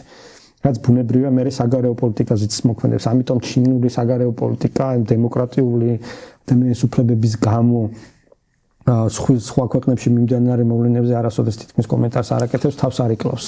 აი დავამთავრებ, ის არის აქტორი, რომელიც დღეს იმყოფება მდგომარეობაში, როგორც ახმელთო ძა, რომელიც ზღვაზე ძალიან ცდილობს დომინაციას და არნახული ტემპებით აშენებს 10-ჯერ მაღალი ტემპით, ვიდრე ამერიკის შეერთებული შტატები. ფლოტის უკვე რაოდენობრივად უსწრებს და ავიამზიდებითაც თითქმის გაუთავნაბრდება 2025 წელს. და არის სადღაც აი ესეთ მომენტზე, რომ აი ეს რკალი, რომელიც მე ვახსენე, რომელიც მის გარშემო არის, აი რომ ან უნდა გაარღვიოს. მათ შორის სამხედრო თვალსაზრისით ალბათ პირველი ტაივანი იგულისხმება ის არის გასაღები რეგიონალური. იმიტომ რომ მთელი მისი ვაჭრობის 80% აი ამ სრუტეებში მოძრაობს, რომელიც მიუყვებოდა სხვათა შორის ირანის და ამ ზღვებს და ინდოეთის ოკეანეს და იქ რამდენიმე ბაზაც აქვს მას პაკისტანში, ჯიბუტიში, შრი-ლანკაში ცდილობდა და ასე შემდეგ თავისი ინფრასტრუქტურის ასე ვთქვათ გავრცობას ის აი ამ ეგრეთ წოდებული სარტყლიდან გამოძრომას ცდილობს აშკარად და ამის სახმელეთო საპირწონე იყო ერთი გზისა და სარტყელის ინიციატივა, რომელსაც ირანსაც მნიშვნელოვანი გეგმაში წვლილი, იმიტომ რომ ირანით აი ამ სახელმწიფოს ეს თქვა ღერც წარმოადგენს და იქ მიმდინარე მოვლენები და ირანის ბედი ის თუ რა მოხდება, მამას შეუძლია რადიკალურად შეთვალოს ძალთა ბალანსი კონფიგურაციაში ამ ღერცსა და აი თქვა დასავლურ დემოკრატიულ ძალების დაპირისპირება შორის და ამიტომაა ძალიან მნიშვნელოვანი. აი აქ ერთი საინტერესო მომენტია. აი ჩინური საფრთხის ანალიზში. როცა ამერიკის შეერთებული შტატები აი ამ ანალიტიკაში ჩინურ საფრთხეს უფრო მნიშვნელოვნად განიხილავენ, უფრო სერიოზულ საფრთხედ განიხილავენ, ვიდრე თუნდაც რუსეთს ეს მრავალჯერ წამიკითხავს, მინახავს სხვა პოდკასტებში და სხვა ინტერვიუებში და აი სწორედ აი აქ არის ჩემი პროტესტი. ჩემი როგორც ანალიტიკოსის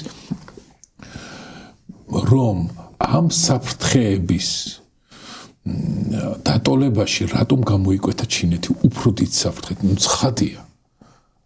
ძირითადად აი ეს პრაგმატული არგუმენტები. დათვლადი პარამეტრებია, მაგრამ თვისობრივ ნაწილში ხომ არ არის იგივეობრივობა. აი, რისი თქმა მინდა.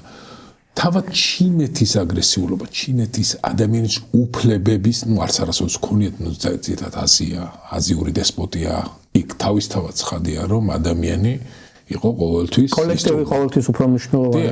საერთოდ ბრინჯის კულტურებში ესეთი მოსაზრებაც არსება, ელემენტარულად ძველი მას უბრუნდება, რომ ბრინჯებისაც მოყავს აქ ისეთი თქვა სასოფლო სამეურნეო აქტივობა ჭირდება, რომ ერთიან ძალისხმევას, ერთიან მუშობას აქვს უდიდესი მნიშვნელობა, ამის მართვას აქვს უდიდესი მნიშვნელობა და ამიტომ ბიუროკრატია კლასიკური გაგებით აზიაში განვითარდა, შეიქმნა ესეთი ახსნაც არსებობს ცივილიზაციური მოდელი. აი, წინში გვანდიდან რომ დავიწყოთ ეს დიდი ჩინეთის კედელი, საიდანაც მაქედან დაიწყო ეს პროექტი და რამდენი მეასწლეული აშენებდნენ.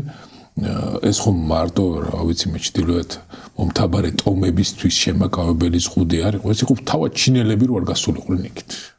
ანუ რაღაცა აი ესეთი ცივილიზაციური კონსერვატორობაც კი. საინტერესოა, კი. აქვს ჩინელს. ხო, აი მე-15 საუკუნეში საერთოდ საზღვაო ფლოტი ქონდა. აი გუნა მეთქვა. და ათქნე და ერთ ღამეში გადაწყვეტს. ინდოეთის ოკეანეში ფაქტობრივად ისინი იდგნენ საზღვაო ძალის ხო, ჯერ ინგლისი არ ქონდა, არ დიდი. კესინჯერსაც აქვს ეს სხვათა შორის მის სოფიო წესრიგში.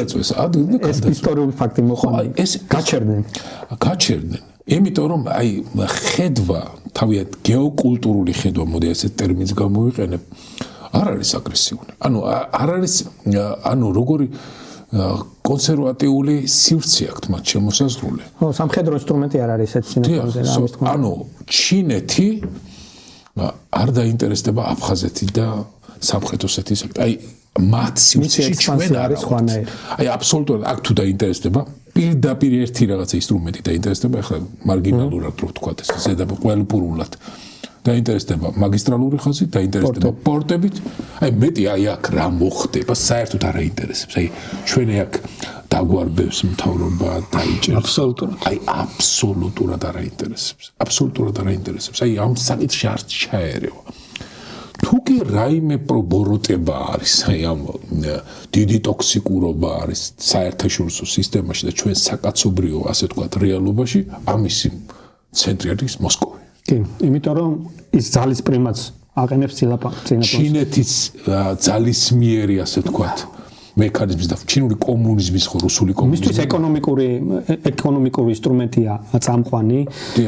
ამით შევიდა მთელს გლობალურ სამხრეთ ნახევარსფეროში, აფრიკაში, ლათინურ ამერიკაში, სადაც აი კიდევ ერთხელ ვახსენებ, კრიტიკული მინერალების უდიდეს ნაწილს აკონტროლებს წარმოების ნედლეულის. და ასეთი გაგიჟებული, იმიტომ არის ამერიკის შეერთებული კიდევ ერთი მორიგია, ასე ვთქვათ, ტრამპისეული აკვიატება, ხო, მინერალები, რატო? იმიტომ რომ ჩიპების წარმოებისთვის, მაღალ ტექნოლოგიური წარმოებისთვის გადამწყვეტი ლითიუმი, სპილენძი, იშვიათი მეტალები, ამ ყველაფრის გარეშე შენ ვერ იქნები აი სამყაროში წამყვანი ძალა თუ ამაზე წტომა არ აქვს. მაგიტო ეშინიათ ელექტრომობილების ინდუსტრიის განვითარება. ჩინეთის წარმატება არის ძალიან შთამბეჭდავი, როგორც გარედამკვლელობა შეხედა ყველანაირ სფეროში, ფაქტობრივად ვინც იქ ყოფილა განვითარებულ ნაწილში, ჩინურში, ყველა ელემენტარულ ასე ვთქვათ, ადამიანურ დონეზე რომ მისაუბრია, ყველა აღფრთოვანებას მომალავს, რომ სხვა საუკუნეში ხვდები, ასე ვთქვათ, რაღაცა და მე ესე რაღაც ხელაღებით მუის საფრთხეს არ უყურებ, ჩინეთს არ აღვქვა, რომ აი რუსეთის საპირწონე მის ჩემთვის საფრთხის თვალსაზრისით არ არის ნამდვილად, არც საქართველოს კონტექსტში არ არის.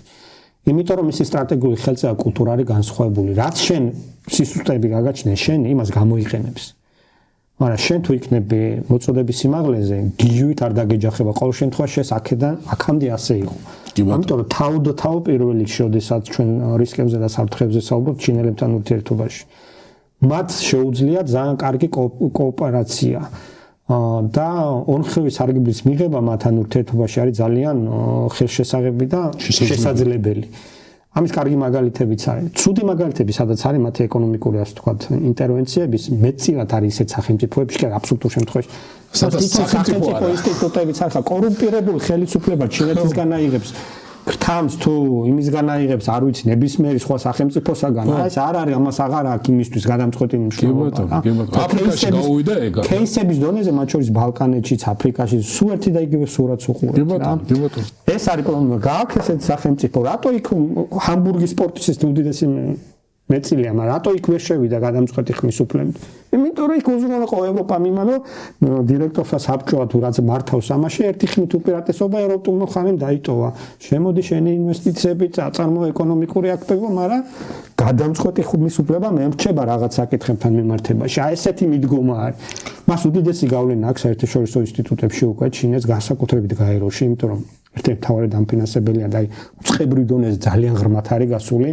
არეთ პროექტს ჰუმანიტარულ პროექტს ახორციელებს, ანუ რბილი ძალის ასე თქვი პროექტირება აქვს ძალიან წარმატებული აფრიკაშიც, ლათინურ ამერიკაში და ანტიამერიკულია. სოფლიო ბანკის უამრავ პროექტს, რომელიც ინფრასტრუქტურული პროექტები და სადმედივართ, რიკოდის უღელტეხილი და ვისი დაფინანსებით არის, ევრაზიული ბანკი, სოფლიო ბანკი და აი ჩინური კორპორაციები. ანუ ჩვენ აქ ხედავთ მათ მონაწილეობას, აი ჩინეთში ძალიან დიდი წილია დასავლური კაპიტალის. კი ბატონო, აი ჩინურ-ამერიკული დაპირისპირება ეს არ იქნება დაპირისპირება, როგორც იყო საბჭოთა კავშირი ამერიკის დაპირისპირება, რომლებიზირებული დონე არ იქნება. ხო, ან რომელშიც არის ცხელი წერტილები, იქ ვიეტნამი, იქ ავღანეთი, იქითკენ რა ვიცი მე, იომ ქიფურის ომი, ეს აი, თუმცა არა გვაქვს მაგალითი, აი ჩინური უზარმაზარი სამხედრო ინდუსტრიის მიუხედავად, ეს ძალები გამოსტილი არ არის დიდ ომში. რატომ? იმიტომ რომ არ არის მათ კულტურაში არ არის სადღაცა შევიდნენ და ვიღაცა რა ვიცი მე გადააბრუნონ, გადაატრიალონ და იქ თავს ჯერჯერობით არ არის, თუმცა ტაივანის ირგვლივ საკითხი როგორ განვითარდება არის ძალიან მნიშვნელოვანი. მაგის შემდეგ როგორ შეიცვლო, მაგრამ თვითონ ისტორიასაც რომ ისტორიაში თუ გავაანალიზებთ, ხო, გასაგებია. იქაც მშვიდობიანი. საინტერესო მაგალითია იგივე კისინჯერს აქვს სოფლიო წესრიგში ეს ისტორიული პასაჟი მოყვანილი, როდესაც იაპონელები შედიან სამხრეთ კორეიდან ჩინეთში თემში და წერილს აგზავნიან. მე-16 თუ მე-17 საუკუნე აღარ მახსოვს ზუსტად არა აქ ამას გადამწყვეტი მნიშვნელობა, უბრალოდ ფაქტი. წერილი როდესაც მიდის ჩინელ მმართველთან და პასუხი რომ მოვდივართ და რაღაც პირობები არის წარდგენილი და აბა ეს სამხედრო შემოჭრილია და მთელი ამბო. დამპყრობელი მოდის რა აგრესორი. და პასუხი რა არის წერილს რო კითხობს, რა უკულტურო ხალხი არის საერთაშორისო ამ ურთიერთობებში, რა საჭირო ეს ძალმომრეობა და ის ანუ დავილაპარაკოთ რა არის გადო მართლა ესეთი რეაქცია და პირდაპირ ეხა იქ დეტალურად აკისინჯერს ეს წერილი შინ არის მოყვანილი, მაგრამ ხო მაგალითად ეგ იყო მონღოლებთან დაპირისპირებაში თავში იმელებდა მე აი ამ თავის გადაამუშავა მონღოლური ასე თქვა აგრესია და მონღოლეთის იმპერია გახდა პრაქტიკულად აი ჩინეთიზაცია მოხდა მათი ბიუროკრატიზაცია ასეთი იყო ჩინეთი დიახ და მე აი ამა მონღოლების ეს სტეპების რას მთავრობდა აზრისი აღმწერები იყვნენ ნეგენი ხო იგი კისინჯერის თვალსაზრისით ამ საკითხზე ის თulis რომ აიგივე ევროპულმა კოლონიალიზმმა და აგრესულმა მოქმედებამ მათ შორის აი ჩინეთში ხო ოპიუმის ომების დროს და აი ტრავმატულმა გამოცდილებამ მე იაპონიის აგრესია ხო და ნუ იქ იაპონიას რასაც გაკეთებული ეს არ ვიცი ხო ჩვენ რატომღაც აი გვაქვს ესეთი შეიძლება არანაკლები იყავრო ფაშისტი ხო ხო რაც ებრაელებს უბრალოდ შეიძლება კონსტიტუცია ბანაკები არ ყოფილიყოს არ ვიცი მაგრამ აი ხო აზიაში დღემდე არ უყვართ კორეაშიც როგორი დამოკიდებულება იაპონიის მიმართ ან ისეთი ხო აი ეს ისტორიული მიღწევა მძიმე აქვს ან მისი აზრით აი ამემა განაპირობა მე ვთქვათ მაო ძედუნის და ასე ვთქვათ შემდეგ ან შიდა კონსოლიდაციის იქ ცვლილებების კულტურული რევოლუციის და ასე შემდეგ ის მე რამაც უკვე ჩინეთს აიძულა რომ სხვანაირი ასე ვთქვათ პოზა დაეჭირა უკვე საერთაშორისო ურთიერთობაში პირდაპირ წერია რომ მათ სავარაუდოდ გაიაზრეს რომ დასავლურ ცივილიზაციის დომინანტურ სამყაროში არ იქნებოდა საკმარისი ის ტრადიციული სტრატეგიული კულტურის ელემენტები, რაც მანამდე მათ ჰქონდა, ისინი უნდა დაწეოდნენ ტექნოლოგიურად, სამხედრო თვალსაზრისით, ეკონომიკური და დიპლომატიური ინსტრუმენტები დასავლეთს, იმისთვის რომ მოქმედება, ასე ვთქვათ, თანაბარი უნარების მქონე ძალა გამختარიყვნენ და ამერიკის ხელშეწყობით 2001 წელს მათ შორის საერთაშორისო სავაჭრო ორგანიზაციაში და უზარმაზარი დასავლური კაპიტალის შესვლის შემდეგ ძალიან ეფექტურად ამ კომუნისტურმა სახელმწიფომ არ დაგვაუწყდეს ეს შეძლო ამ რესურსების გამოყენება. აი ხა ვარ დაახლოებით ისეთ საერთაშორისო წესრიგში, სადაც აი ძველი ირღვევა ამერიკა იქიდან გამომდინარე რომ უკვე ხვდება ლიმიტაციას თავისი შესაძლებლობების, მას გადაუდებელი ამოცანები აქვს გადასაწყვეტი, მათ შორის ეკონომიკური და ტექნოლოგიური თვალსაზრისით რომ დარჩეს წამყვან ძალად, კი ფლოტში გემებში გადაასწრებს ჩინეთი ძალიან მალე, რაოდენობრივად, მაგრამ ხარისხობრივად ჯერჯერობით ამ მომენტისთვის ტექნოლოგიურად კულტურის თვალსაზრისით სამხედრო ტრადიციის ჩიპების ნოუ-ჰაუ გაგრძელდება დიდხანს, ხო? ხო, ეხლა იყო ფოტოშორის ჩიპებზე რო წავდნენ ინფორმაცია, რომ თითქოს შეძლეს ამ ჩიპების წარმოებაში ვიცოდეთ ჰოლანდიური SML-ის ანუ ლითოგრაფიის აპარატებსა გადამწყვეტი მნიშვნელობა, ის არის ერთადერთი ფირმა, რომელიც აწარმოებს იმ აპარატებს, რაც ლითოგრაფიულად ბეჭდავს ან ჩიპებს უშუალოდ და ყველა ამ ტექნოლოგიის მომხმარებელია, იმიტომ რომ იქ არის მთავარი გადამწყვეტი ფაქტორი, ასე ვთქვათ, ოპტიკა.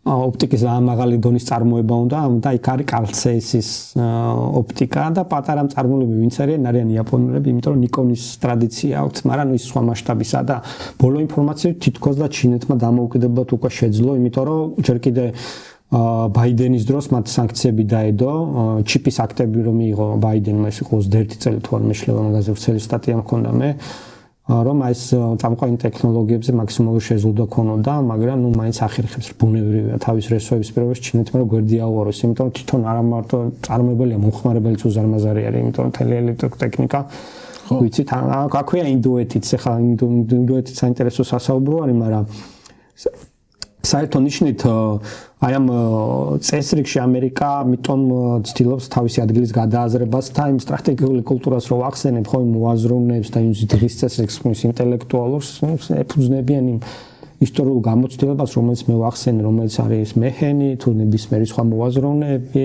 ეს მონროს დოქტრინა, იმიტომ გამოჩნდა ეს გრენლანდია და ეს ყველაფერი, რომ ისე უყურებს რაციონალურად გეოგრაფიის დეტერმინიზმით გავშჭოლულად თავის უსაფრთხოების გარსევანს ის რო იძახის დონადი რომ ორი მშვენიერი ოკეანე იცავს ამერიკას ეს გასაგებია მას თქო სახმელეთო ინტერვენციის საფრთხე შეიძლება არ დგას მაგრამ მის ინტერესებს იმისთვის რომ მას შეინარჩუნოს მისი პოზიციონირება ისე როგორც მას გააჩნდა ზღვაზე ბატონობას მაგ ძალიან დიდი მნიშვნელობა ხო აქ ევროკავშირის და ევროპის საკითხიც არის ძალიან მნიშვნელოვანი აი სწორედ აი ამ პრიორიტეტების გადააზრებაში მაინც აი მე ვერ ხედავ ისეთ კონკრეტულ სწორ არჩევანს ანუ რახან აი ჩინეთი უფრო დიდ საფრთხედ არის წარმოდგენილი და რუსეთს რო შეატოვონ აი ერთი წამი წარმოედგინო მაგრამ რუსეთი რო აღმოჩნდეს გამარჯვებული ევროკავშირი შემდეგ აღმოჩნდეს დაზარალებული შემდეგ რა ეს ამოცანა უნდა შეატოვოს უბრალოდ პრობლემად და მართლა ის ორ ოკეანეს უნდა მოეფაროს შემდეგ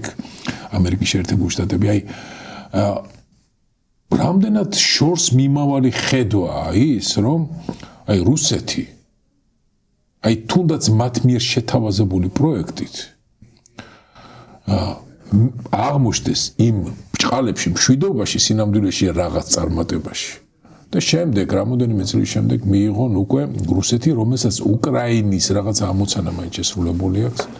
უკრაინაში მარტო ეს ინდუსტრიული ძალები და მარტო მიწა კი არა, მათთვის რაღაცა გარკვეულწილად ახირება ისიც არის, რომ უკრაინელი ხალხი, აი რუსი ხალხის რესურსიც უნდა რომ აი თვითონ იმიტომ რომ თელი რუსეთი აღმოსავლეთ უკრაინა როგორი მხარდამჭერი იყო თქვენ არჩევნო ოლქები რო ნახო თავდაპირველად იანუკოვიჩის ადიმარჯვდა და მათთვის ერთ-ერთი ყველაზე მთავარი რესურსი ახლა ეს აქამდე ვინი ვარაუდებდა მათ ხედვებში არც წარმოუდგენელი იყო 4 წელიწადში ასე თქვა გაწერილი ომის სცენარი ხო მათი ერთ-ერთი მთავარი რესურსი ადამიანებიც ანუ უკრაინელი ხალხი აი რუსი ხალხის ერთ-ერთი გენოფონდი მათთვისაც ეგეც ესე სასათვისებელი იყო. ეხლა ძალიან გაურთულდათ უკვე ეს სცენარს ამ სცენარს ვეღარ მიიღებენ. მაგრამ რაღაცა საკომპენსაციო სცენარს მიიღებენ თუ კი ტრამპის სცენარი შესრულდება. ჯერჯერობით ჩანს რომ ერთი მხრივ ევროპაზე ზეწოლი ეს ფაქტია რომ და ევროპას რო გამოფხიზლება და გავლაწუნე მამაო რო ჭირდებოდა. ამაზე ყველა თანხმდებით მე მგონი ხო მისი ბიუროკრატიული სიტლანქე და რაღაცა ეს ბურგერული ყოფით ტკბობა იყო, მათ შორის გამპირობებული იმის, რომ ჩვენ აგრესიის ხერხი ვიყავით, უკრაინა აგრესიის ხერხი იყო და ამის მერე კიდე გადატვირთვები და business as usual-ს აგზელებდნენ რუსეთთან და სანამ ესეთი აგრესია არ მოხდა იგივე ხო ეს გაზის თემა, ვერადავერ ჩაიხსნენ და დღეს ისინი ამერიკულ გაზზე ზიან. ძალიან დიდი გავლენის ბერკეტი აქვს ამერიკის შეერთებულ შტატებს. ევროპულ პოლიტიკაზე მან ძალიან კარგად იციან, რომ ენერგეტიკულ უსაფრთხოებას დღეს ამერიკის შეერთებულ შტატების გარშე ვერ უზრუნველყოფენ. თუ უკრაინასთან ერთად ევროკავშირი შეძლებს მეტნაკლებად რაღაც სამხედრო გრადობის უზრუნველყოფას უახლოეს წლებში, ვფიქრობ ის ამ თავის ასე ვთქვათ უახლოესი რისკების და საფრთხების უსაფრთხოების გამკლობის შესაძლებლობებს გაიჩენს. მაგრამ ამისთვის მას დრო ჭირდება. ამ თვალსაზრისით მე ხანდახან ზოგს ცუდად ესმის ხოლმე რომ ვიძახი რომ უკრაინის სწრაფი ომის დამთავრება ევროპის ინტერესში არ არის. ამერიკის ინტერესებში უფრო არის ვიდრე ევროპის ინტერესებში, მაგრამ ასეთ შემთხვევაში ამერიკამ უნდა დაუბალანსიროს ისევ ეს უსაფრთხოების მომენტი და ის აკეთებს ამ ეტაპზე, მათ შორის ჯერჯერობით იგივე check and balance-ის თვალსაზრისით ბოლო თავდაცვის ავტორიზაციის აქტის მიღების სანაცვლოდ კონგრესისგან თანხმობის და ვთქვათ მიღების სანაცვლოდ იქ ჩაიწერა რომ 76000 ჯარისკაცე დაბლა ვერ ჩაიყვანს დაიყვანს ჰექსეთი და ტრამპის ადმინისტრაცია რაოდენობას ამერიკული ჯარების ევროპაში კონგრესის თანხმობის გარეშე და რომ ძალიან მნიშვნელოვანია არ უნდა შეუწყდეს უკრაინას სადაზვერვო ინფორმაციის მიწოდება ასევე თანხმობის გარეშე საერთო ნიშნით ჯერჯერობით იგივე ამ ნავთობტანკერების წინააღმდეგ ბრძოლა ნავთობის ის ინდუსტრიაში სანქციებით რუსეთზე ზემოქმედებს იმისთვის რომ ეს ტოტალური გამარჯვება ან საერთოდ გამარჯვება ისეთი არ იყოს უზრუნველყოფილი რასაც აი შენ ამბობ რომ რუსეთს მერე კიდე რაღაცა სწრაფი ამბიციები კონდეს ის აუცილებლად ყველაფერს გაყიდიც ალბათ შეიძლება გაყიდოს შიდა აუდიტორიაში ეს ხა ტრამპის საქმე აღარ არის მაგრამ როგორც მე ვივარაუდე ერთი წლის წინ ჯერჯერობით ამერიკული შეერთებული შტატები უყურებს რომ რუსეთის ტოტალური მარცხი შეიძლება გაცილებით მძიმე იყოს მისთვის როგორც პლანეტარული მასშტაბის მოთამაშისთვის ვიდრე უკრაინის საკითხი. კიდევ ერთხელ ბოდიშის მოხდით რა თქმა უნდა, მაგრამ ნუ ეხლა ამერიკელი ვიღაც სტრატეგი როზის იქ და ამ პარამეტრებს რო უყურებს ან აღალჩინოსანი სამხედრო ომის თამაშების დროს ხო ეს უკრაინას ვერ დაუთმობს იმ რესურსებს რომელიც მას უახლოეს წლებში ჭირდება და საერთოდ მზათაც არ არის ხანგრძლივი დაპირისპირების და ომის წარმოებისთვის 2027 წლის თავდაცვის ბიუჯეტი საუბარი რომ ტრილიონი ნახევარი გახდება ანუ კიდე 500 მილიარდი დაახლოებით დაემატება რაც ნიშნავს რომ ეს აღარ არის მშვიდობიანი ეს არის ომის მზადების პროცესში მყოფი სახელმწიფო თავდაცვის ბიუჯეტი ამერიკისთვისაც უზარმაზარი. ეს არის ნახევარი იმ თანხისა, რაც მან ამ ომებში 10 წლის განმავლობაში ერაყსა და ავღანეთში დახარჯა. ამ მასშტაბზე თითო წელს ხარჯზე, რომელიც თლიანად ინდუსტრიაში უნდა წავიდეს. იმიტომ რომ ინდუსტრიაშიც მნიშვნელოვანი გამოწვევები აქვს და ეს კიდე ცალკე სასაუბრო თემა არის. ვერ ახერხებენ ჯერჯერობით სწრაფი ტემპებით ელემენტარული რეგულაციების გამო საწარმოების გამართვას, იმიტომ რომ მაგალითისთვის არ შეიძლება რომ დიდი რაოდენობის ასაფეთქებელი ნივთიერება რაღაცა მასშტაბის რაოდენობის იქით დასაწყობებული იყოს კომპაქტურად დასახლებული ადამიანებთან რაღაცა დისტანციის გამო. ამიტომ მათ აქვთ ესეთი ეკონომიკური ტერმინი just in time წარმოება, როდესაც კომპონენტები უშუალოდ აწყობის მომენტში მოდის, რომ დასაწყობებული არ იყოს, რომ აი რაღაცა უსაფრთხოების და ეკოლოგიური რისკების არ უქმდეს. ანუ აი ეს დემოკრატიული სტანდარტები ერთის მხრივ რაღაცა ნეგატიურ გავლენას ახდენს. მაგალითისთვის რომ ერთის დიდი საწარმოო ხაზი ჰაიმარსებისთვის, მაგალითად მან გამართოს ახალი 2-3 წელი ჭირდება, როგორც თქვენს და უამრავი გარდა იმისა, რომ რამდენიმე ათასი ადამიანი უნდა მიიღოს პროფესიული ნახოს, ან ასწავლოს, რომ დაასაკმოს. ამ ხალხმა უსაფრთხოების სკრინინგიც უნდა გაიაროს ყველაფერთან. ამიტომ ამ პროცედურებს ჭირდება 1 წლიდან 2 წლიდან 3 წლამდე. ამ ყველაფერს უყურებენ ბუნებრივია და მათთვის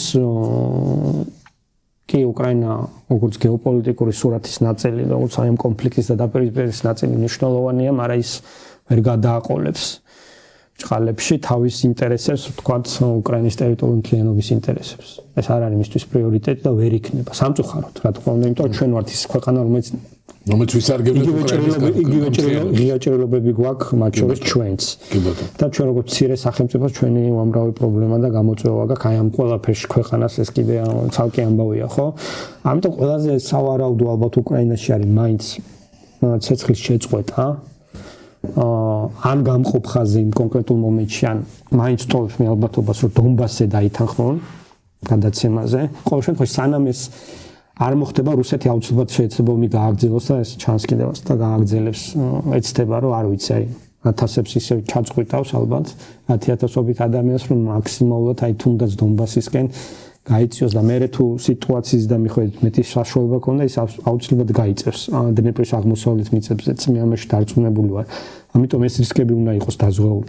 სხვათა შორის ეხა იყო საუბარი გერმანია გავრცელდა ინფორმაცია გუშინ გერმანიის კანცლერიც რომ საერთოდ რა თუნდა პუტინს ომი ოსდორს რომ დავილაპარაკებდით და მორიგდებოდი თუ რა პირდაპირ გარანტია იქნებოდა უკრაინის შემთხვევაში მივცემდით ნატოს ასე ვთქვათ უბლოკო სტატუსო და ასე შემდეგ ანუ აჩვენებს აი ევროპისა და დასავლეთის მაინც ესეთ დამოკიდებულებას რომ რასაჭიროა ომი აი მოვილაპარაკებდით და ხო ხედავ აი ვერაფერი ვერ მიიღია მომით და ასე შემდეგ ძიმე გარკვეულწილად ისეთი მოსასმენი არის იმიტომ რომ რა არის წინ ვაშინგტონის ჩარტერს ხო აი ნატოს შემთხვევაში პირდაპირ წერია რა რომ ფუნდამენტალური პრინციპებია რომ ნატოს კარები არ იღია იმ თვალსაზრისით რომ ყველა ქვეყანა თვითონ წყვიტავს რომ იყოს რომელი ალიანსის წევრი იყოს და ეს მათი უფლება არის გახდეს ნატოს წევრი. ამიტომ შენ თუ იძახი რომ ტრამპა ის თქვა და დოკუმენტშიც რო ჩაწერეს რომ არ გაფართოვდება ნატო ყოველ შემთხვევაში იმ პერიოდით სანამ ეს ადმინისტრაცია მინიმუმ ხო ეს ეწინააღმდეგება ამ შენ ფუძემდებლურ დოკუმენტს შენ ორგანიზაციის ასე ვთქვათ სულისკვეთებას ღია კარის პოლიტიკას მე თავს ცოტა თავგზას უბნევ სხვა სახელმწიფოებს რომელიც მოისწრაფიან თქვა ჩვენსკენ ამ შემთხვევაში ჩვენთვისაც ხო ეს თავისთავად სიგნალია. აი რა უნდა ქნა საქართველოს მე ხარ რომელსაც ესე დეკლარირებულად სალკე საუბრის ამბავია ხო მაგრამ ნუ თქვა თავის მოლოდინები ქონდა ამ ალიანსთან უკრაინის სამედის ჩანაწერს ხო და ასე შემდეგ ამიტომ მე მაინც იმედი მაქვს რომ ეს უკრაინა არ გაიწირება მაგრამ უკრაინას თავისი საფოსურის გადახდა მოუწევს და თავის რისკები დარჩება შვიდობის მერეც. ხშირად უსვევ ხაზს ხოლმე რომ გეშინოდებს შვიდობის მეთქი იმ თვალსაზრისით რომ კორუფციის პირობებში რაც იქ არის და ძალიან მასშტაბური არის ხო და ხედავთ ამაზე რამდენჯერმე დავწერე სხვა შორის ამის აგრესიული კომენტარებიც ქონდა მაგრამ მე დაემთხვა რომ ეს ადმინისტრაციაში ცვლილებები და კორუფციული გამოძიებები უკრაინაში იმიტომ რომ მე მოწყված პოლიტიკური სისტემა როცა არის კორუმპირებული ძალიან მოწყვლადია ისევ გარე გავლენებისთვის იმიტომ რომ რუსეთი რაც ახლა არ გამოუვა და თუ ხელახლა უახლოეს პერიოდში სამხედრო აგრესიას არ განახორციელებს ხელახლის აუცილებლად შეეცდება იმ ძველი ბერკეტების გამოყენებით ისევ მისთვის ასრულ პოლიტიკური გავლენის მიღწევას უკრაინის შიდა პროცესებზე მაგაში ოდნავ ეჭვი არ მეპარება რა. და ხო, ალბათ აი ამ რბილ ზემოქმედების მექანიზმებში რუსეთი არის რუსეთი მე მაგალითად ეგ მეგონა რომ ფართო მასშტაბიან ომს დაიწყებდა ელემენტარული იმის გამო რომ ვერაფრით ვერ წარმოვიდგენდი რომ არჯეროდა რომ იქ ასე თქვა სწრაფი გამარჯვების ალბათობა იყო. მეორე მსოფლიო ომში დნეპრის გასწვრივ ფრონტზე 4.5 მილიონი ადამიანი იბრძოდა. დაახლოებით 1.5 მილიონი გერმანელი და 2.5 მილიონი საბჭოთა კავშირის მხრიდან. იმხელა ძალები ჭირდება ამ ტერიტორიის აი ტოტალური სამხედრო დაპირისპირების სცენად გადაქცევა. თურმე შენ თუ მოლოდინი გაქვს, რომ იქ 3 დღეში და 2 კვირაში ოპერაციას დაასრულებ, ხო 150,000 ჯარით შენ ამხელა ტერიტორიის ოკუპაციას მოახდენ. სხვა მოლოდინი ქონდათ ალბათ უკრაინის. იმიტომ ამჯერად დავიძახდი რომ ავიცი შეშლილი თუ გადაწყვიტავს. Ну, ამით ეგეც არის ტოტალიტარული სხვა სახელმწიფოს ლიდერშიპის პრობლემა, რომ რეალურ სულაც მათ ხშირ შემთხვევაში არ უხატავენ და მაამებლური მოლოდინებით მათი საქმე ზარალდება ბჭყალებში, რა თქმა უნდა. ამ შემთხვევაშიც კორუფცია რუსეთსაც შემოუტრიალდა იმ კონტექსტში. ხო, აი ეს რბილი მექანიზმები, რომელიც შენ ახსენე, ხო? აი ომის შემდეგ ზემოქმედების მექანიზმები, ამის საუკეთესო მაგალითი ვართ ჩვენ. ხო, კონდოთ. აქ 2008 წელს პრაქტიკულად არ არსებობდა შესაძლებლობა რომ ვინმე დეკლარირებულად გაცხადებულიყო როგორც პრორუსი პოლიტიკოსი. პრორუსი პარტია დარეგისტრირებულიყო. ამისი საშუალება ხომ არ არსებობდა, მაგრამ ჩვენ ახლა გვყავს დეკლარირებულად, გაცხადებულად და უმალავად რუსეთის მომხრე, ну, რა ვიცი, პოლიტიკოსი მაინც არ ვიღაცა ადამიანები, რომელსაც ძალიან ბევრი მიმდევარი ყავს, უზარმაზარი აუდიტორია აქვს, აი ესეთივე გადაცემებს აწყობენ და იქ ათასობით თრედია რაღაცა დალოცვის კომენტარების და აბა იქ დაწერ 1-2 რაღაცა და ვიღაცა კიდე გაგლანწყობს, ხო? ეხლა მოდი ბოლოს საინტერესო თემას შევეხოთ.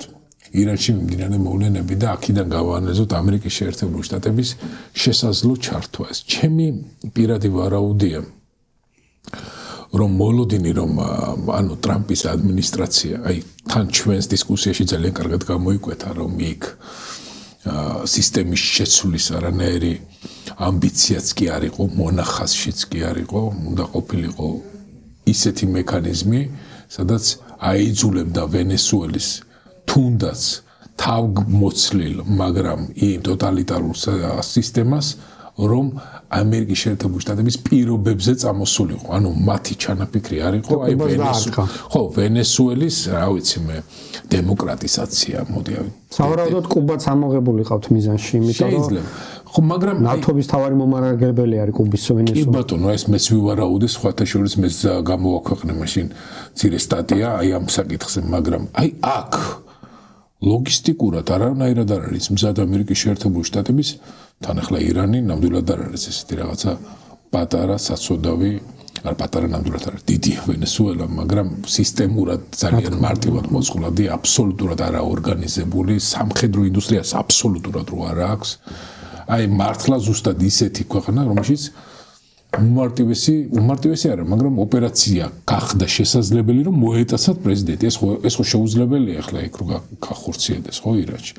არც ლოგისტიკურად არის მომზადებული, არც არც ანუ ვინმეს თუ აქვს ესეთი ფანტასტიკური წარმოდგენები, რომ სპარსეთის ყურეში სადღაც რამოდენიმე ასეული მილიდან რაღაცა სარაკეტო დარტყმებით მოახდენს რაღაცა სერიოზულ დაზიანებას ან რაღაცას, ესეც შეუძლია B2-ის გამოყენებას ძალიან ერიდებიან ამერიკელები, ზოგადად აი ამ ტექნოლოგიის გამოყენებას ისეთ ინტენსიურ რეჟიმში, რომ ჯერ რისკია. ერთი წამი წარმოიდგინეთ ნიუსები B2 რო ჩამოაგდონ.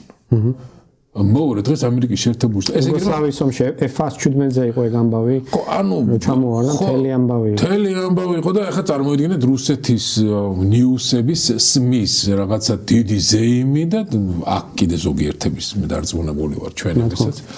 ზეიმი ეს იქნება ამერიკის შეერთებული შტატებისთვის აი თითქმის ომის წაგების თორფასი რაღაც. აი ესეთ რაღაცას არავინ არ გააკეთებს. ესეთი ასე თქვა დისტანციური ზემოქმედების შესაძლებლობა უბრალოდ არც არსებობს და თან არ არსებობს მისი წარმატების გარანტია როგორ ახლა დისტანციურად წერტილოვანი დარტყმების სამხედრო რაღაცა იმებზე კი გასაგებია და იქ კიდე რა ზიანი მიაყენეს და საერთოდ შეაჩერეს თუ არა ეს პროგრამა ეს ხო საერთოდ რთული საკითხია ხო რა უნდა შეაჩერო ახლა ესეთი დარტყმებით არა შესაძლებლობა რომ ამ ასე თქვათ ჩარევა, მართლა ჩარევა, სამხედრო ჩარევა მოხდეს, აი ჩემი აზრით აბსოლუტურად მომწონს. დავბრუნდეთ ამ კითხვებზე პასუხის გასაცემად იგივე ვაინბერგის და ჰექსეთის გამოსვლას, რომელიც მე ვახსენე რა. აი იმ კრიტერიუმებით, რომელიც ჩვენ ვისაუბრეთ, რომელიც ვენესუელასთან აშკარად გამოჩნდა, ბოლომდე უნდა კონდეს, რომ დაახლოებით იგივე კრიტერიუმებით მიუდგებიან ისინი ირანს, უშინელი განცხადება მის ტრამპის, რომ მან მიიღო ინფორმაცია თუ დაპირება რომ ხალხს არ ჩამოახჩობენ და რომ ასე ვთქვათ დავაკვირდებით და შევხედავთ როგორ მოიქცევა ირანის რეჟიმი ეს გარკვეული მანევრის მანიშნებელი არის. გააჩნია რა იქნება ამერიკის შეერთებული შტატების მიზანი. შეიძლება მათი სამხედრო ჩარევის მიზანი იყოს მაგალითისთვის ახალი ბირთვული შეთანხმების მიღწევა. მაქსიმუმად მათთვის ასრულებელ პირობებს. ასეთ პირობებში ყოფილი ირანის რეჟიმი დიდი ალბათობით წამსვლელი არის ისეთ დათმობებზე, რაც თქვა 2 წლის წინ არ წამოვიდოდა, ან 1 წლის წინ არ წამოვიდოდა. შეიძლება თუ მას იმედი აქვს, რა ქვია, რომ მისი დათმობების აპროტესტო ტალღას ხელახლა რაღაც სულს ჩაბერავს, მას უნდა ქონდეს ძალიან ისეთი ინფორმაცია უკვე მოკავშირეებთან ერთად, რაც მას ასეთ იმედებს გაუჩენს და ის ჩათვლის ეს მიღწევადი არის და სამხედრო ინსტრუმენტი უნდა იყოს გამოყენებული. და ასეთ შემთხვევაში შეიძლება ამ საჰერო დარტყმების სამიზნე გახდეს ლიდერშიპი, ვთქვათ ისლამური კორპუსის, გუშაკთა კორპუსის, ვთქვათ მართვის პუნქტები ეს ყველაფერი, მას ამაზე დარტყმების თავის მოკავშირეებთან ერთად რესურსი პოტენციურად გააჩნია. ბოლო ინფორმაციით, რაც არის საუბარი, თითქოს და მიზიდვა ხდება ნელ-ნელა ავიამზიდებისაც, მათ შორის რომ მარტ-აპრილის თვეში ორი ავიამზიდი იქნება, რა ქვია, რეგიონში, ასე ვთქვათ, სპარსეთის ყურეში განთავსებული. სავარაუდოდ აი ეს ძალის დემონსტრაცია მთელ ამ პერიოდში გაგრძელდება, თუ ეს არ გადაიხედა ეს ნაბიჯები და მე უნდა ვნახოთ ჩვენ ეს ინსტრუმენტი რისთვის ამოქმედება. სამხედრო ინტერვენცია საუბარი ბუნებრივი ზღაპარია, ფანტასტიკის სფერო, სახმელეთო იქ არავინ მსგავს არაფერს თავშიც არ გაივლებს. ალბათ მოხდება ინფორმაციის შეფასება ადგილზე, საპროტესტო გამოსვლებს მუხts იმას, რამდენად აქ ხელახლა პოტენციალი რაღაცა წარმატების მიღწევის. თუ ალბათ შეიძლება არ უნდა გამოვრიცხოთ, აქ მაინც ორი ძირითადი სცენარია, როგორც თქვი რა, ერთი რომ რაღაც კონკრეტულ ვენესუელის გავს სცენარზე, რომ რაღაც შეთანხმებებზე დაითანხმონ ირანი. მეორე ის რომ შეეცადონ, თქვათ, ხელახლა ეგზალტირებას ამ სიტუაციის და დახმარება გაუწიონ კიბერ საინფორმაციო ფსიქოლოგიურ, რა თქვათ, ოპერაციებით, საინფორმაციო კამპანიებით და სამხედრო ინსტრუმენტებით, თქვათ, რეჟიმის ჩამოსვლისგან უბიძგონ და რაღაც ახალი რეალობას ცდილობას შეეცადონ. იმიტომ რომ ყველაზე ცუდ სცენარში რაც შეიძლება მოხდეს ჩემის აზრით, მათ შორის ირანისთვის ეს არის რაღაც სირიზაცია, რა ის ანუ ისეთი კონფლიქტი წარმოიშვას, რომ უბრალოდ სამოქალაქო დაპირისპირებაში გადაიზარდოთ, ეგ ძალიან ბევრი ეთნიკური ჯგუფია, ხო ვიცით? კი. სურველები იარაღის ხელშეაღების მერე გამოჩნდება ნელ-ნელა, მით უმეტეს თუ ამ იარაღს მერე გარედან მიაწვდიან. ამიტომ ჩვენ რო ვისაუბრეთ ამ ღერძზე, დაპირისპირების ღერძზე, ეგ ინფორმაცია არის, რომ მათ შორის ამ სტარლინკების ჩახშობაში ძალიან აქტიურად დაეხმარა ჩინეთი. მოქმედ რეჟიმს, რომ მათი ელექტრონული დაუდასტურებელია, უმცირეს ხელზე უნდა გაუსვა, თუმცა გარკვეული ინფორმაციები არის და ალბათ ტექნოლოგიურად წარმატებულად სწრაფად ქნეს, რომ დიდი ალბათობა რაღაც საგარეო დახმარება ირანს ჰქონდა ამ თვალსაზრისით. ცდილობენ რომ ეს რეჟიმი გადარჩეს, ხო, მიზეზების გამო, რაზეც ჩვენ უკვე ვისაუბრეთ. თუმცა სხვა აქტორების ჩართულობა მნიშვნელოვანი იქნება, ალბათ აქ პირველ რიგში ჩინეთის, იმიტომ რომ რუსეთს ამ თავის ომის ფონზე არ არის გადამწყვეტის ვენესუელაზეც კარგად გამოჩნდა, აფრიკაში ჩანს და მანდაც იგივე სურათი არის. ამიტომ ეს სამი სცენარი არის ყველაზე ისეთი უფრო სავარაუდო, შედარებით ნაკლებ სავარაუდო და უფრო ძნელად წარმოსადგენი მესამე რაც ვახსენე, თქვა სამოქალაქო არეულობა, იმიტომ რომ რეგიონი თუ ეგრე აფეთქდა, კი ეს შეიძლება ჩინეთისთვის ძალიან დიდი პრობლემა იყოს, ძალიან დიდი, იმიტომ რომ ეს მერე ნაოსნობასაც დაატყობს ეს და თუმცა ამის შედეგი შეიძლება იყოს თუ სპარსეთის ყურეში უშუალოდ იქ საფრთხე შეექმნა ნაოსნობას, ნავთობის ხელახალი გაძვირება, იმიტომ რომ ტრანზიტები შეიცვლება, მიმართულება ტურთების და ეს რუსეთისთვის სასარგებლო იქნება. ამიტომ შევხედოთ როგორ წავა. ალბათ პირველი ორი ისევ იმ ხელწერის გამო, ისევ იმ პრინციპების გამო, ისევ იმ დეკლარირებული პოლიტიკის გამო, რასაც აქამდე უყურებ, უფრო სავარაუდოა, უფრო პრაგმატული შედეგების მიღებაზე ორიენტირებული უნდა იყვნენ წესი. თუმცა ეს მეორე სცენარიც ალბათ შეფასების მერე უნდა გადაწყვეტონ. ამას ჩვენ გარედან ძალიან გაგვიჭირდება, იმდენად სენსიტიური სადაზვერვო ინფორმაციის ანალიზი ჭირდება, რომელიც მხოლოდ სახელმწიფოებს აქვთ. კონტაქტები თუ შოულთ ველზე მათ შორის, რაც აქვს ამერიკის შეერთებულ შტატებს, ისრაელს, რა თქმა უნდა და გავრცელებული ინფორმაციაც იყო ხო, რომ ამერიკელებმა მოითხოვეს ევროპელი მოკავშირეებისგან სადაზვერვო ინფორმაციის გაზიარება. ეს რატო ხდება? იმიტომ რომ ხა იქ სისტემა მუშაობს, სისტემა სხვადასხვა სცენარებს ამუშავებს. სისტემა იქ შეაფასებს სცენარების ალბათობას და იმ ძალების, ასე ვთქვათ, კალკულაციას გააკეთებენ, რაც სხვადასხვა სცენარის უზრუნველყოფა სჭირდება. ამიტომ შევხედოთ დაველოდოთ. მე ვფიქრობ, ის განცხადებები, რომ ავიამზიდები იქით აპირებენ გადაყვანას, რაღაცას მიანიშნებს, რომ მაინც ყოველ შემთხვევაში მინიმუმ სამხედრო კომპონენტის აფრთხოფნა რაღაც დონეზე მათ რეგიონში ექნებათ რა. კეთილი გიორგი. ძალიან კარგად ვისაუბრეთ მე მგონი. მადლობა. ვისიამოვნე შენთან დისკუსიით. მე იმედი მაქვს, რომ ჩემი ხშირი სტუმარი იქნები. გაიხარენ. დიდი მადლობა კიდევ ერთხელ. მეგობრებო, ეს გახდათ გიორგი ანთაძე. არაჩვეულებრივად გავარჩიეთ, მე მგონი მედია საინტერესოდ მიმდინარე მოვლენები. ჩვენ გემშვიდობებით, მომავალ კვირას იგივე არხზე დაგიბრუნდებით. ნახვამდის.